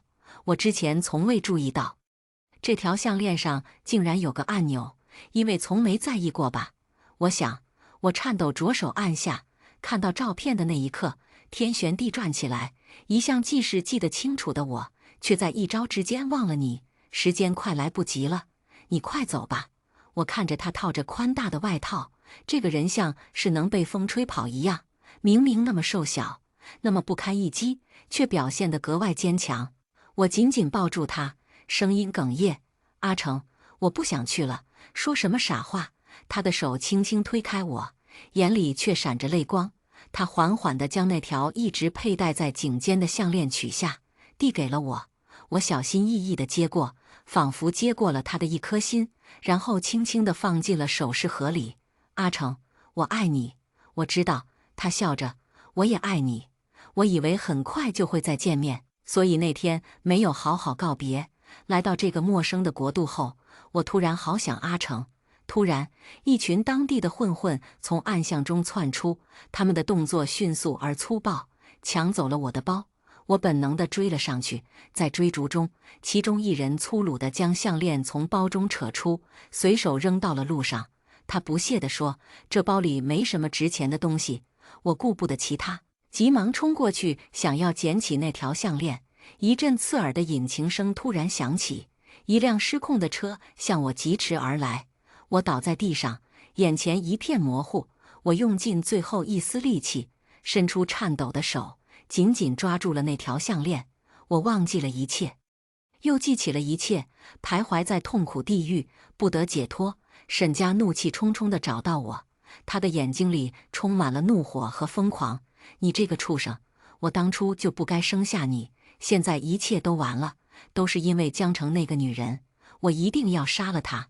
我看着自己伸出了手，掐上沈家的脖子，她的瞳孔因为恐惧而放大，双手挣扎着想要推开我，但很快，她的挣扎变得越来越微弱，渐渐的，她不动了，身体无力地滑落到地上。我面无表情地松开手，仿佛一切都没发生过一样，转身出了门。外面飘起了雪花。今天是阿成的生日，我买了蛋糕，独自一人坐在海边，听着海浪拍打着岸边，海风呼啸，带着刺骨的寒意。可能是风太大了，烟花怎么点都点不燃。阿成，生日快乐！雪花落在蛋糕上，慢慢融化，就像是我的泪水，无声的滑落。我没了阿成，活不下去，是我亲手弄丢了他。我仿佛看到了阿成的身影，在波光粼粼的海面上向我招手，就像往常一样，他的笑容温暖而熟悉。我不顾一切地跑了过去。第一个故事就分享到这里了，接下来的故事更精彩。陈然来我兼职的加油站加油，结果油刚刚加到一半，就因为白月光柳依依的一句然哥，我受伤了。不等我拔下加油枪，陈然便脚踩油门疾驰而去。拜陈然所赐，最后一天兼职，我不但没有赚钱，还倒赔了加油站1000元。而事后我才听说，柳依依只是不小心擦破了点皮，伤口小得等陈然将她送到医院时，几乎都快愈合了。对不起，对不起，我对着油站负责人不停地道歉。陈然走后，油站负责人勃然大怒，拿起电话就要报警。我拦住负责人，并表示我会赔付所有的损失。望着手机银行里面的余额，我的嘴角扯起一抹苦笑。陈然的生日快到了，我知道陈然很早便相中了一款手表，却一直嫌贵舍不得买。那块手表要我2月工资，为了攒钱给陈然买手表当做生日礼物。数9寒天，我挺着8个月的孕肚，下班后在加油站做兼职。今天本来是我兼职的最后一天，过了今天买手表的钱我就攒够了。可是因为陈然，今天我不但没有赚到钱，反倒要赔付加油站的损失。加油枪加上油钱，总共1000元。这还是加油站负责人看在我挺着孕肚不容易的份上，给我免了一半。我也想到事情会这么凑巧。在我即将下班时，接待的最后一位顾客竟然会是陈然。当时陈然视线随意地从我身上划过，就见他突然眉头微蹙，眼神疑惑。那一刻，我的心陡地提到了嗓子眼。我飞快地低下头，打开油箱盖。这段时间，我都是瞒着陈然，偷偷地以公司加班的名义在这里做兼职。我猜陈然应该是认出我了。尽管我穿着厚重的工作服，戴着帽子和口罩，但我与陈然相识7年，我相信陈然只要稍加辨认就能认出我来。尤其是我还挺着那么明显的孕肚。你怎么？然而突然响起的手机铃声打断了陈然刚刚开口要说的话，因为手机连着车内的蓝牙。柳依依惊慌失措的声音，即使我在车外依旧清晰可闻。然哥，我受伤了。柳依依是陈然的初恋，也是他爱而不得的白月光。那一霎，陈然脸色殊变，眼里透着焦急，脚踩油门便疾驰而去。而此时油才刚刚加了一半，加油枪还插在陈然的车上。望着被生生扯断的加油管，我扯了扯嘴角，心底苦笑，心一阵阵刺痛。到底是有多爱，才会在对方刚时一开口便不顾一切飞奔而去？那一刻，我感觉自己的心犹如裹上了一层冰霜，比外面的天气还要寒冷。从加油站离开，失魂落魄的我竟然都忘了坐车，就那么一步步走回家。不到3公里的路，我却走了近1个小时。可能是累到了，我感觉肚皮紧绷，下腹明显的坠痛。我强忍着不适打开房门，却发现陈然已经到家了。与他一起回来的还有柳依依。此时柳依依正背坐在客厅的沙发上，娇嗔地埋怨着：“都怪你，大惊小怪的，害我被医生嘲笑。是，都是我的错，就原谅我这一次好不好？”陈然耐着性子低声下气地哄劝着，话音刚落，抬头时视线正好与刚进门的我四目相对。陈然正愣在原地，柳依依也注意到陈然的异样，回过头来：“清月姐姐，你回来了，赶紧进来呀！”柳依依笑容可掬地招呼我，态度自然的好似她才是这个家的主人。陈然不自然地轻咳一声，解释道：“那个依依的手受伤了，我不放心她一个人就把她带回来了。”哦，我看着柳依依那包得像鸡腿一样的食指，扯了扯嘴角。就在几分钟前，我看到了柳依依更新的朋友圈，这个男人也太大惊小怪了吧！一张配图是陈然满脸疼惜地看着柳依依受伤的手指，而那伤口只不过是微微擦破了点皮。另一张配片就是现在这个鸡腿照片，隔着屏幕我都能感受到柳依依心里的甜蜜与无声的炫耀。今天怎么回来的这么晚？陈然问。见我表情恹恹，陈然关心地问：“脸色怎么不好？是不是宝宝又调皮闹你了？”然而看着他脸上的关心，我却只觉虚伪。现在已经是晚上的9点多，如果他真的关心我，又怎么会这么长时间连电话都不打一个？而且明明在加油站时他就已经认出了我，可从我回来到现在，他却问都没问一句。我敷衍地摇摇头，没什么，就是有点累了。你今天……陈然似乎还想问什么，然而柳依依的一声痛呼却打断了他的话。怎么了？是不是又疼了？不是让你不要乱动了吗？陈然小心翼翼地对着柳依依受伤的手指呼气，嘴上虽然责备着，可是眼里的疼惜却几乎要溢出眼眶，忍住内心的酸涩。我使劲眨了眨眼，倔强地不让眼泪掉落，肚子越来越疼，我只想赶紧躺到床上休息一会儿，可惜偏偏有人就是不识相，无视我苍白的面容，非要拉着我唠家常。清月姐姐，你一定饿了吧？刚刚然哥煮了面，你要不要来一碗？柳依依自来熟地拉着我往餐桌方向走去，餐桌上果然放着2只面碗。柳依依热情地将我按坐在椅子上，将其中一碗面推到我面前。然而我看着眼前的面心，却酸涩得厉害。碗里的面看来卖相不错，色香味俱全，所以陈然的厨艺应该是还不错。可是我与他在一起整整7年，却从来都不知道他会做饭。陈然也从未主动给我做过一顿饭。我跟你说，然哥的厨艺真不是盖的，因为我嘴馋，喜欢美食。当初然哥可是特意报了厨艺进修班。柳依依叽叽喳喳地在我耳边说个不停，话里是掩饰不住的得意。柳依依吵得我脑瓜仁都疼，本人却丝毫不觉。而陈然则一脸宠溺地看着柳依依，满心喜悦：“清月姐姐，你怎么不吃啊？”柳依依咽下一口面，这才发现我一直都没有动筷子。我不饿，你吃吧。说完，我便起身回了卧室。然哥，清月姐姐是不是不欢迎我？我看我还是走好了。身后传来柳依依委屈巴巴的声音：“没有的事儿，她就是累了。你应该也知道，孕晚期都是比较辛苦的。”陈然温声细语的安抚。然而几分钟后，我刚躺在床上，陈然便怒气冲冲地闯进来：“沈清月，你什么意思？”陈然说话时故意压低声音，似乎怕门外的柳依依听见。我怎么了？对陈然的指责，我只觉莫名其妙。依依好言好语跟你说话，你为什么爱搭不理，还甩脸子？好大一口黑锅扣我身上！我瞪大眼睛，不可置信地看着陈然。陈然，我只是累了，想要休息。你哪只眼睛看到我给他甩脸子了？不就是怀个孕吗？怎么就你这么矫情？说来说去，你不就是因为我把依依带回来不高兴了吗？我都跟你说了，依依受伤了，等依依的伤养好以后，我就会送她回去。陈然继续喋喋不休。我现在不仅肚子疼，头也疼。沈清月，你真让我失望。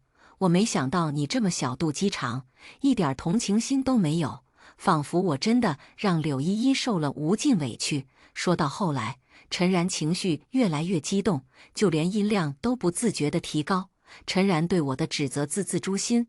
没想到相识7年，同床共枕3年，在陈然心里，我竟是一个小肚鸡肠、没有同情心的人。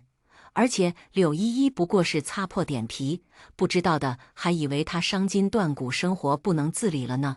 这一刻，我本就冷了的心又冷了几分。出去！我的声音尖利，冰冷的没有一丝温度。怎么说你几句恼羞成怒啊？陈然依旧不依不饶，大有我不认错他就一揪到底的架势。从前那个温柔体贴的人好像消失了，此时的陈然让我极为陌生，我仿佛不认识他一样。就在这时，门外突然传来柳依依哭泣的呜咽：“然哥，清月姐，我现在就走，你们不要因为我吵架。”紧接着，房门被快速打开又快速关上，陈然脸色殊变。追出去时，只看到了柳依依消失在电梯里身影。几分钟后，陈然去而复返：“沈清月，你给我起来！现在你就给我出去找依依！我不管你用什么办法，如果你不能把依依找回来，那么你也别回来了。”说着，陈然便将我从床上拉起来，将只穿着单薄睡衣和拖鞋的我赶出家门。外面天寒地冻，我被冻得浑身发抖。我根本不知道去哪里找柳依依，也没打算去找她。可能是老天见我还不够悲惨，天空中竟然飘起了雪花，脚下一滑，我重重摔在地上，小腹抽痛。我感觉身下有温热的液体缓缓流出，还是路过的好心人帮我叫了救护车。巧合的是，接待我的医生竟然就是为我做产检时的那个人。医生脸色凝重，摇头叹息：“之前你就有流产征兆，我就告诉过你，不要劳累，尽量卧床休息。你流了这么多血，现在保胎几乎不可能了。眼泪终究还是没能抑制住，夺眶而出。这个孩子，我心心念念了整整3年，再有1个多月他就能见到这个五彩斑斓的世界了。大月份引产，需要家属签字。我给陈然打了10几通电话，才终于被接起。然而听筒里响起的却不是陈然的声音，就听柳依依装模作样地问陈然：“然哥，真的不用去找清月姐姐吗？她大着肚子，万一出点什么事儿呢？她能出什么事？别管她，让她在外面多待一会儿，好好反省反省。以前就是太惯着她了，都要当妈的人了，整天就知道拈酸吃醋，以后能给孩子做出什么样的榜样？放心吧，她在云城连个亲人都没有，用不了多久自己就会回来。”陈然说话时的语气相当不以为意，我无法想象这样冷酷无情的出自陈然的口。这一刻，我感觉自己的心仿佛破了一个大洞，冷风穿胸而过。我不想哭，可是眼泪却止不住的流。我与陈然也曾相濡以沫，如胶似漆过。陈然温柔体贴，对我无微不至，尤其是怀孕以后，我们经常相拥而眠，畅想以后一家3口的幸福生活。可自从3个月前柳依依回来以后，一切都变了。陈然回家越来越晚，给我的借口不是加班就是应酬。我经常告诉自己不要胡思乱想，柳依依只是陈然的过去式。可是此时此刻，我却不得不承认，对陈然来说，柳依依从不是什么过去式，一直都是进行时。而我对陈然来说，不过是柳依依不在时的一个慰藉品。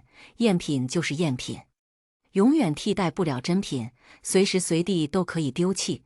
我感觉自己既可悲又可笑，为了这么个不值得的男人，不惜与家里闹翻，放着堂堂沈氏集团的大小姐不做，偏要跟陈然窝在100平不到的小房子没苦硬吃。我忍着痛楚，找到那个熟记于心的号码，按下了拨通键。电话接通的那一瞬，我还是没能忍住对着话筒哽咽：“哥，我在医院，过来帮我签个字。”我的话音刚落，就听见原本安静的话筒里传来乒乒乓乓的声音，似乎是有什么东西掉在地上。马上到。没想到20分钟后出现在我面前的不是哥哥沈云，而是我的死对头霍锦眼。我这才发现，刚刚因为手指颤抖，我拨出的是哥哥下面的那一串号码。怪不得刚刚我感觉听筒里的声音不像哥哥呢。霍锦眼赶来时，胸口剧烈的起伏，气息急促，还穿着睡衣和拖鞋，一看就是从床上起来就马不停蹄地赶到医院。2个小时后，我从手术室出来，被送进病房，身体虚弱，再加上麻药的作用，我沉沉地睡了5、6个小时。等我再来时，天已大亮。霍锦眼正闭着眼睛靠在床边的沙发上，听到动静，眼睛倏地睁开。你醒了。霍锦眼一脸惊喜，但也就一瞬，惊喜褪去，霍锦眼又恢复以往的淡漠疏离，心口一滞，微微刺痛。我与霍锦眼从小一起长大，自小家里便为我俩定下了娃娃亲。可是，我与霍锦眼从小就不对付，互看不顺眼。尤其是认识了陈然以后，我不顾一切地爱上了与霍锦眼性格完全相反的陈然。为此，不惜与家里决裂，也要解除和霍锦眼的婚约。自那以后，我与霍锦眼的关系便降至冰点。霍锦眼对我不再是宠溺的包容，而是客套的疏离。虽然以前我们也冷战过，因为他总是欺负我、捉弄我，可是我能明显感觉到两者的区别。可是那时，我已经陷入爱河不可自拔，没有多余的时间和精力去研究霍锦眼的心理。后来我才知道，霍锦眼在我婚后第2天便去了淡国，这3年一直都没有回来过。所以，昨晚我看到霍锦眼出现在医院时，很是诧异了一下。昨晚谢谢你。不管怎么说，霍锦眼昨晚帮了我，我理应道谢。然而霍锦眼并没有回应我的感谢，反而勾起唇角，嘲讽地望着病床上脸色苍白如纸的我。你老公呢？不是爱得死去活来，怎么你躺在手术室里，他却无影无踪？霍锦眼嗓音淡漠，简单的一句话，却轻易地将我置于最难堪之境。我如同被当众打了一个响亮的耳光，既难堪又窘迫。原本苍白如雪的脸上，现在似有团烈火在燃烧。我心底苦笑，如果说我这辈子最不想被谁看到我的窘迫，那个人一定是霍锦眼。这一刻，我情愿昨晚死在手术室里。接下来的好长一段时间，我和霍锦眼相对而坐，却默默无言。一室静谧，气氛格外压抑，直到有护士进来给我换药，才打破这一室沉默。尽管霍锦眼依旧冷着一张脸，但是手上却极尽温柔地遵从护士刚刚的叮嘱，为我寻了个最为舒服的姿势躺好，眼睛酸涩，有温热的液体涌出。怎么了？哪里不舒服？我去找医生。霍锦眼终于变了脸色，满眼焦急。我摇了摇头，随口找了个最蹩脚的借口：没事，就是眼睛里进了沙子。说完，我才后知后觉地反应过来，这里是病床，哪里会有沙子？霍锦眼定定地看着我良久，眼神晦暗不明。我做好了被他讥讽的准备，谁知他却嫌弃地说了句：出息，并没有戳穿我的谎言。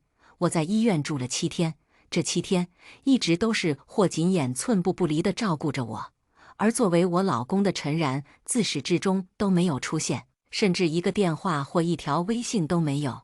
还是通过柳依依的朋友圈，我才知道，这7天他忙着陪心情不好的白月光在山顶看星星，去海边看烟花。烟花下，两人深情拥吻的照片深深刺痛了我的眼。那一刻，心终于彻底死透。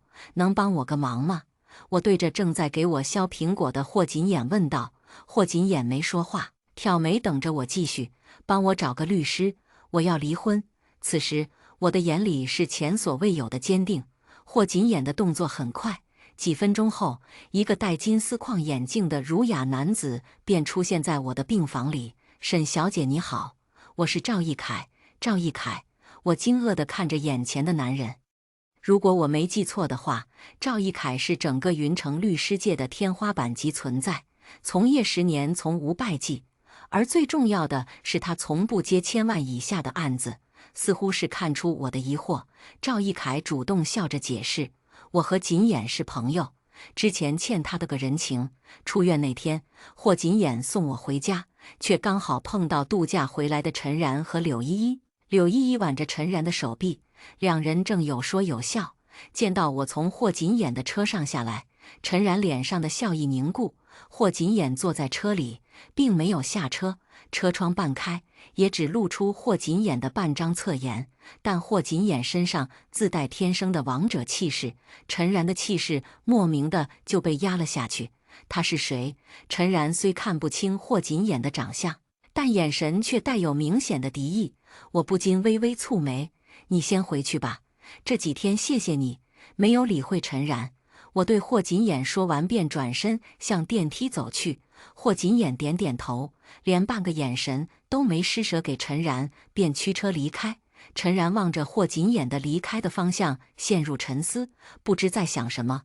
我刚掏出钥匙打开房门，这时陈然和柳依依也追了上来。陈然抓住我的手腕，厉声质问：“你还没告诉我他是谁？刚好看到屋子里跟7天前一模一样。所以这几天你都没有回家，就是跟那个野男人鬼混去了。这几天你不也没回来吗？你有什么资格来质问我？再说当初可是你亲手把我赶出去的。”陈然一噎，竟无言以对。雪山好玩吗？星星好看吗？我讥诮地看着陈然亲密揽着柳依依纤腰的手。陈然脸色微变，忙将手从柳依依的腰间拿开。然而也就几秒钟，陈然便恢复镇定：“那还是因为你。那天要不是你甩脸子，依依也不会心情不好到差点自杀。”呵，没想到陈然脸皮这么厚，自己出轨还倒打一耙。说到这，你还没给依依道歉呢。正好，现在依依也在，就现在吧。陈然说的理所当然。然哥，算了吧，我受点委屈没什么的，我不想你们再因为我吵架。柳依依装作善解人意的模样劝道：“真是小刀拉屁股，我大开眼界了，我真是低估人不要脸的底线了。恐怕绿茶见了柳依依都要甘拜下风。你呀，就是太善良，容易吃亏的，知不知道？”陈然握住柳依依的手，满眼疼惜，看着陈然与柳依依一副郎有情且有意的惺惺相惜的模样，我胃里一阵翻腾，感觉自己要吐。连忙转身回到卧室，我快速收拾了几件衣服，拿好自己的证件。再出来时，陈然正忙前忙后的为柳依依端茶倒水。这时，手表的销售给我打来电话，告诉我陈然喜欢的那款手表到货了。手表？什么手表？孩子马上就要出生了，你不想着攒钱，竟然还想着给自己买手表？陈然没听清电话里的内容，但隐约听到了手表的字眼。我看着愤愤不平的陈然，对着话筒说道：“不好意思，那款手表我不要了。”没错，手表不买了，因为陈然不配。闻言，陈然这才满意的点头，而柳依依则一副看戏的表情，眼里都是幸灾乐祸。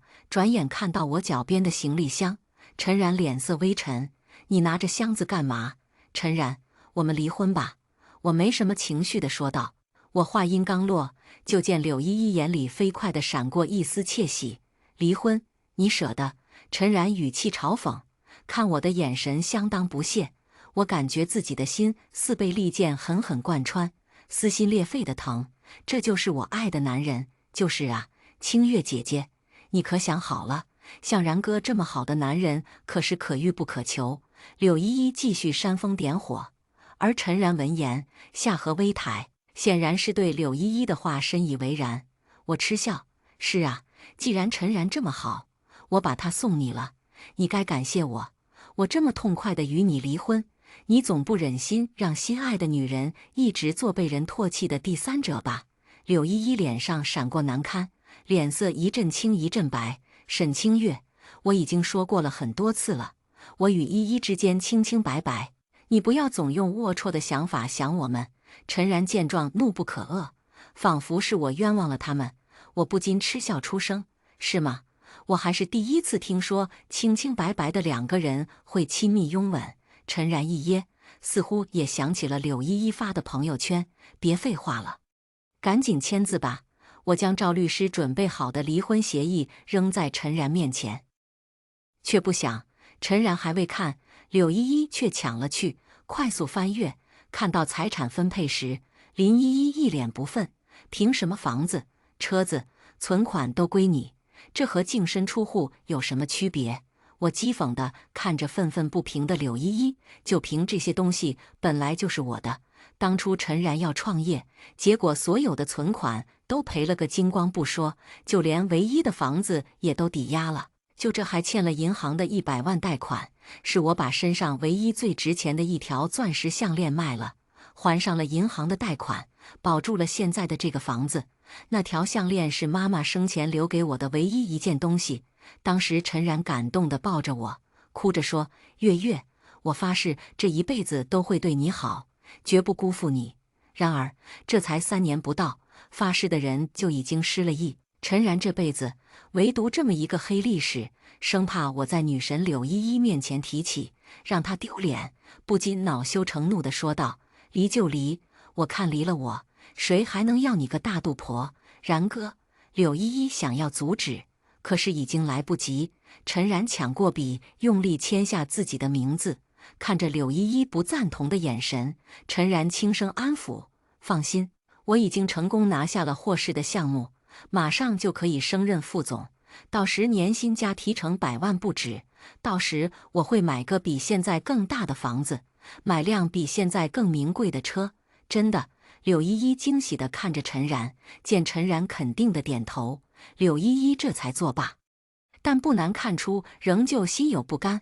霍氏，我心下一动，云城就这么大，应该不会有2个霍氏。看着畅想美好未来的陈然和柳依依，我勾起唇角。如果我没记错的话，霍锦衍曾说过，3天后霍氏有场酒会，是为了庆祝与沈氏的合作。当时他还邀请我做他的女伴来着。3天后，云城最大的7星级酒店正进行着霍氏集团的商务酒会。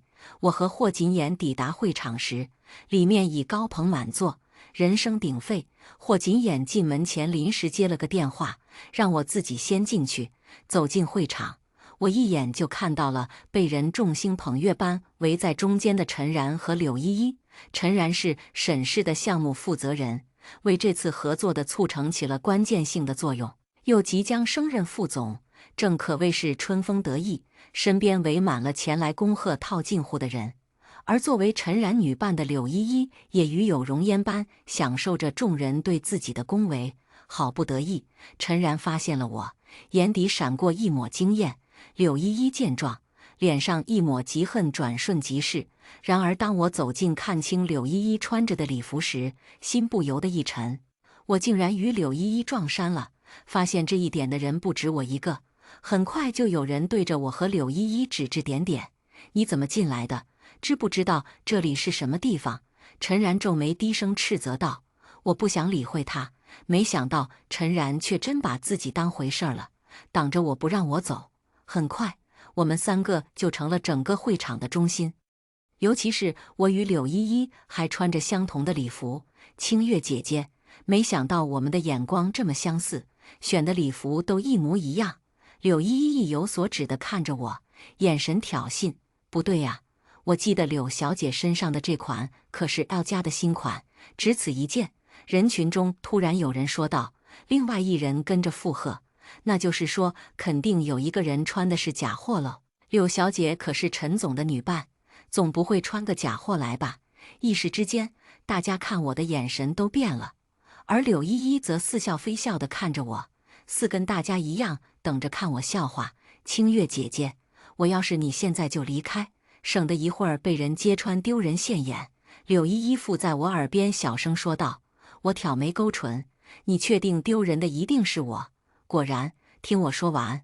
柳依依眼神闪烁，捏着手包的手不断用力，脸上强装镇定。清月姐姐，如果你没有钱可以跟我说，但是今天这样的场合穿仿品不太好吧？柳依依故意误导大家，穿假货的人就是我。果然，柳依依话落，所有人看我的眼神都变了，有嘲讽，有不屑，而柳依依则得意洋洋地抬起下颌，眼里都是得逞的笑。而陈然就那么站在一边，冷眼旁观，完全没有维护我的意思。堂堂霍家未来的女主人，还不真不屑于穿什么仿品。突然，身后传来一道低沉冷厉的男声，人群自动向两边散开，露出霍锦衍挺拔的身影。霍锦眼大步走到我身边，一副守护者的姿态。我没忽略柳依依看霍锦眼时眼睛放光，带着钩子的眼神，恨不得粘在霍锦眼身上。霍家未来的女主人。短暂的静寂过后，场中突然一片哗然，所有人都惊愕地看向我。霍家是云城的4大家族之一，财力雄厚，霍家未来女主人不可能穿仿品，那么穿假货的人不言而喻。一时之间，所有人都用嘲讽的眼神看向柳依依。柳依依面色涨红，羞愤难当，尴尬得恨不得钻进地缝。那一瞬，柳依依看我的眼神里露出嫉恨和怨毒的光芒，转头一脸柔弱又委屈地看向陈然。然而陈然并没有像以往那样柔声安慰，反而沉着脸，脱下自己的西装外套扔在他身上。柳依依脸色讪讪地将衣服披在自己的身上，盖住那件让她蒙羞的高仿礼服。霍锦眼转身欲带我离开，却不想一个端酒的服务生刚好撞到他，杯里的酒洒了霍锦眼一身。好在霍锦眼有备用的衣服，便去楼上的房间更换。他就是那天送你回家的那个男人吧？陈然凑了过来，我没说话，陈然也不在意，怪不得那么坚决的要跟我离婚，原来是找到了更好的下家。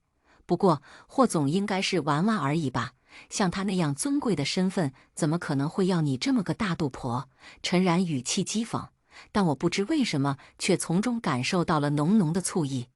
要与不要都是我自己的事，与你无关。你知不知道你现在表现得像个妒夫？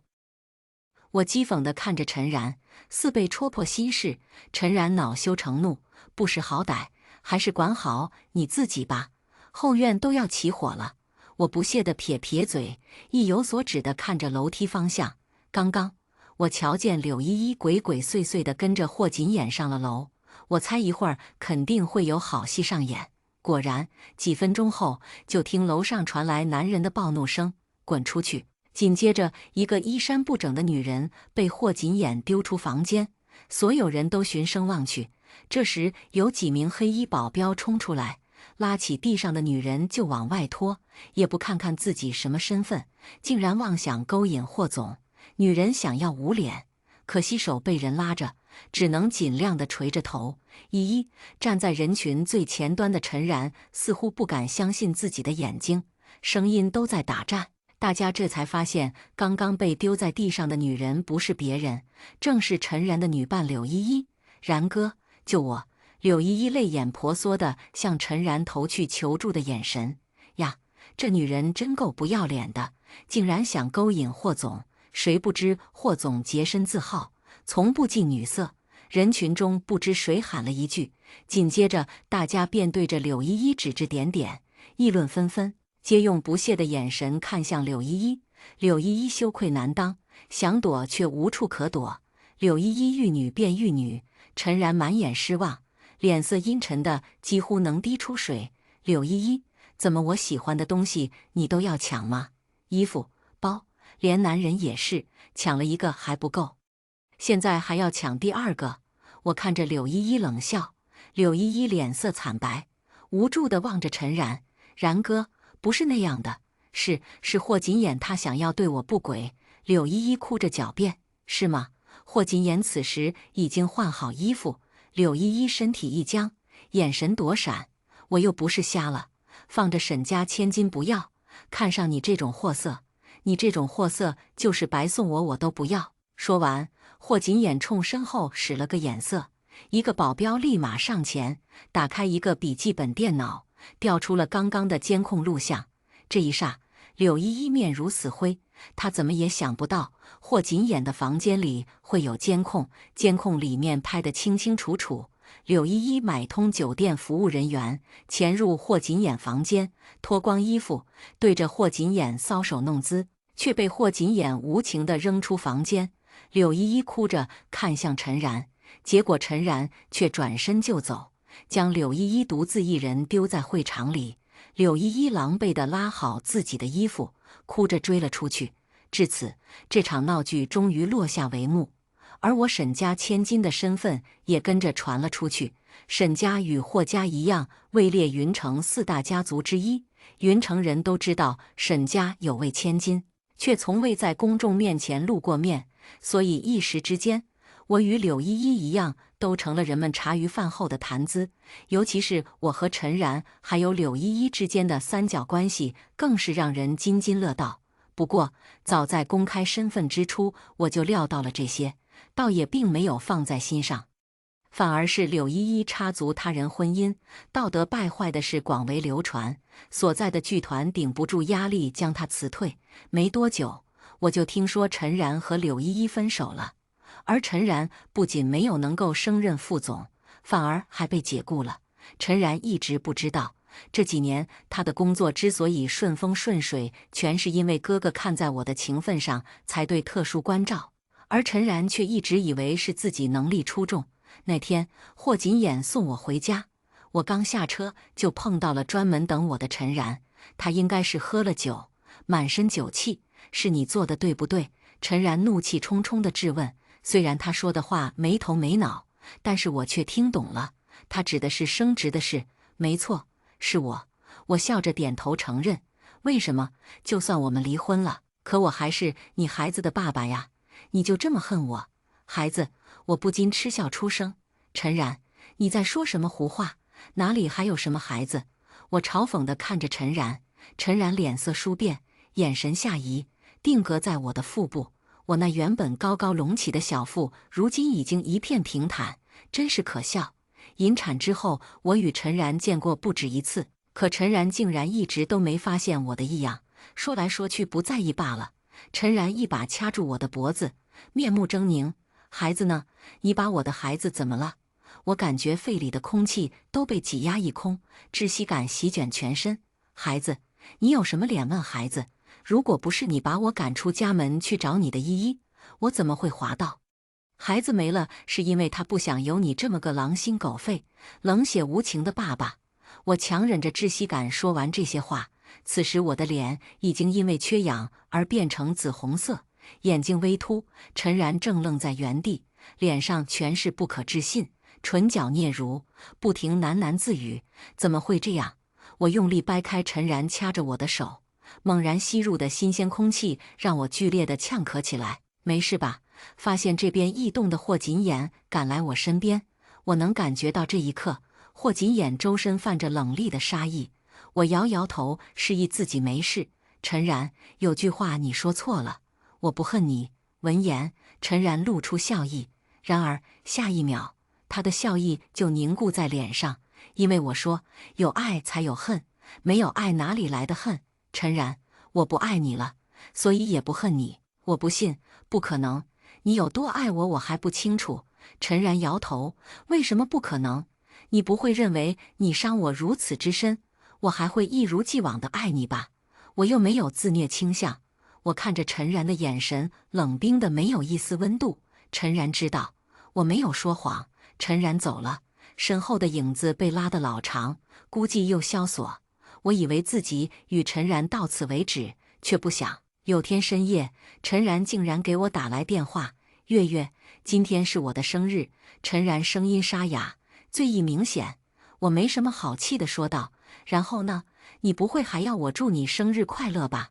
大半夜被吵醒，任谁都忍不住会发火吧？陈然似不在意的冷言冷语，继续道：月月，我和柳依依分手了，那是你们的事，不用特意告诉我。我蹙眉，不想再跟酒鬼浪费口舌。陈然似乎察觉到我要挂断电话，抢着说道：月月，我都知道了，那块手表其实是你要送我的生日礼物。为了攒钱，你一直在加油站做兼职。对不起，以前是我鬼迷心窍，被柳依依迷惑了心。月月，我们重新开始好不好？我们可以再重新要个宝宝，一家三口幸福的生活在一起。陈然声音哽咽，我能感觉到陈然发自内心的深深悔意。可那又怎样呢？伤害已经造成，并不是他轻飘飘一句对不起就能弥补的。我平静的心湖也并没有因他的忏悔而泛起一丝涟漪。月月，陈然还想再说什么，而我手中的电话却被霍锦言抢去，冷声警告：陈先生，我希望以后你不要再在半夜三更打扰我的未婚妻。说完，不等陈然反应，就将陈然的联系方式全部拉黑。你干嘛？我哭笑不得地看着醋意浓盛的霍锦眼，却见霍锦眼盯着我的眼睛，良久。怎么了？我被他看得心底发毛。挺好看的一双眼睛，怎么就眼神不好使呢？霍锦眼说的一本正经，霍锦眼说的也没错，可不就是眼神不好吗？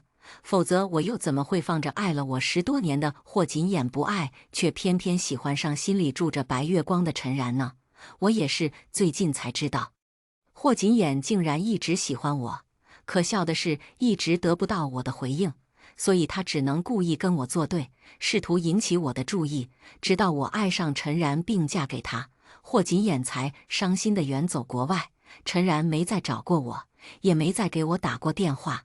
但从那晚的第2天开始，我每天都会收到一束黄色玫瑰，虽然没有署名，但我知道那是陈然送的，因为黄玫瑰的花语是对不起。可我并没有想过原谅，人生没有白走的路，每个人都要为自己的错误买单。我是陈然易事，今天的故事就分享到这里了。如果您喜欢这个视频，请为我点个赞和订阅。如果您有任何建议，都可以在评论区留言告诉我。我们下期视频再见。